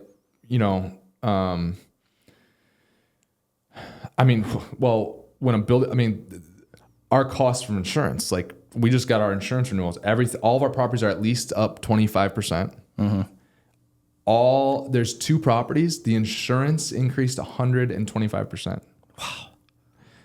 Wow. Everybody wants their money. Usually real estate taxes on a deal, if the real estate taxes before we bought are $60,000, after we buy it, they're usually between the following. We'll get 1 year at the same number usually, ballpark estimated, but they usually double the second year, right? Yeah. So like it's not, it's not. I mean, when the transactions happen, and again, people are looking to sell these buildings, so the transaction's going to happen, and the market's the market, so you're going to buy it for the price, and that's just And then, and that's the thing. It's like nobody's looking at it that way. They're just looking at, for most people that are the tenants, all they care about is that number because they're like, that's not my responsibility, right? Like they got into business, they bought this, they know all the bills, like, but I'm focused on this number and that's my bill, and like I'm gonna have to leave, right? It's just like it's very cut and dry for them. And real estate cash flows, but the big win is when you can refinance or sell, right? Because you're unlocking a lot of equity. You can only refinance or sell and unlock a lot of equity. The way you buy these deals is if you do the updates to them. Otherwise, you're not, So, that it's an interesting thing. I mean, I don't necessarily know how they solve the affordable housing, but housing is not affordable. I don't see how it's going to get better. Kamala Harris says she's going to build 3 million homes and or how many homes?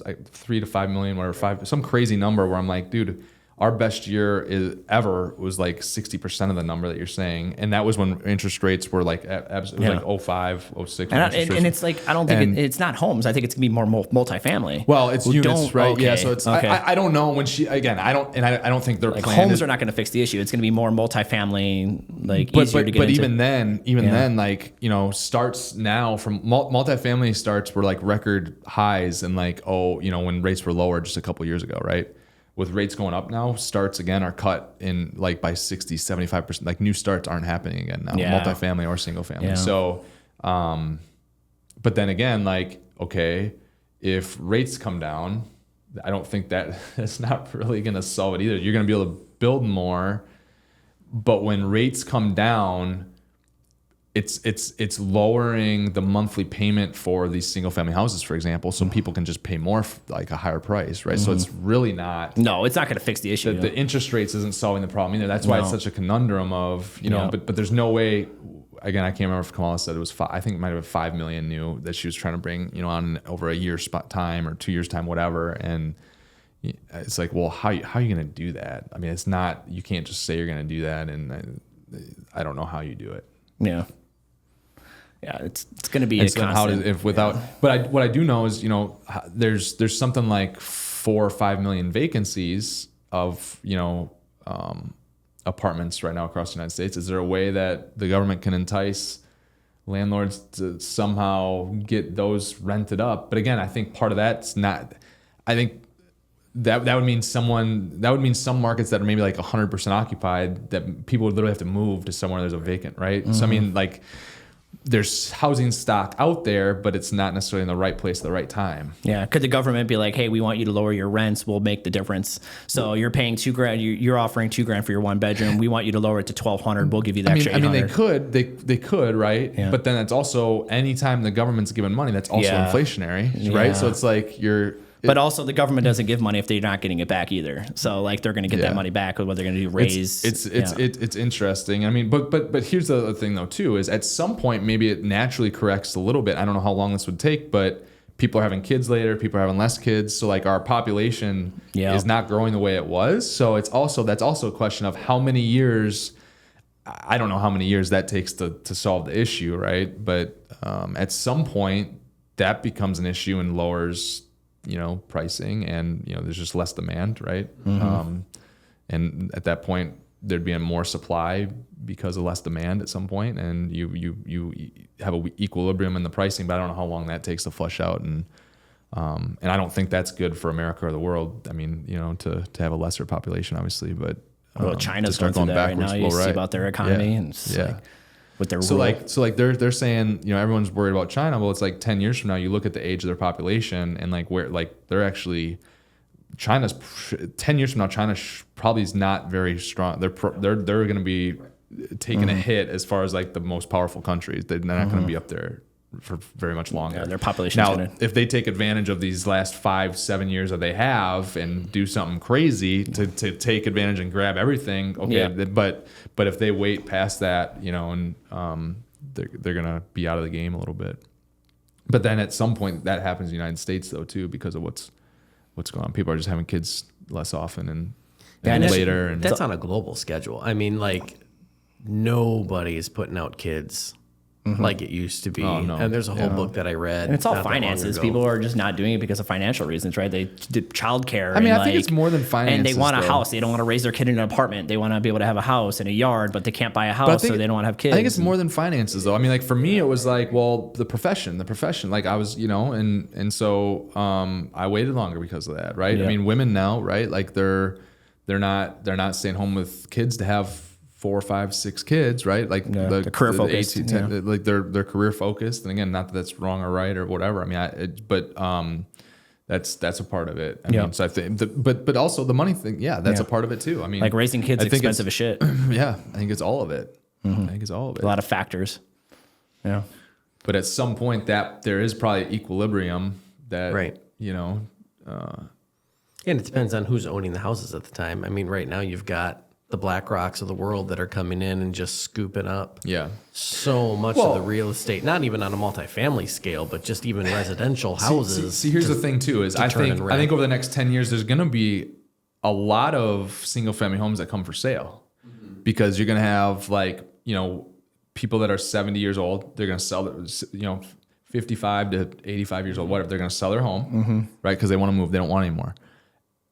There's got to be, who's going to buy up all those homes? Right. Because the kids aren't going to want them. Like a younger generation, like things like what people want in a home is different now. The locations maybe are different as well, where people want to be.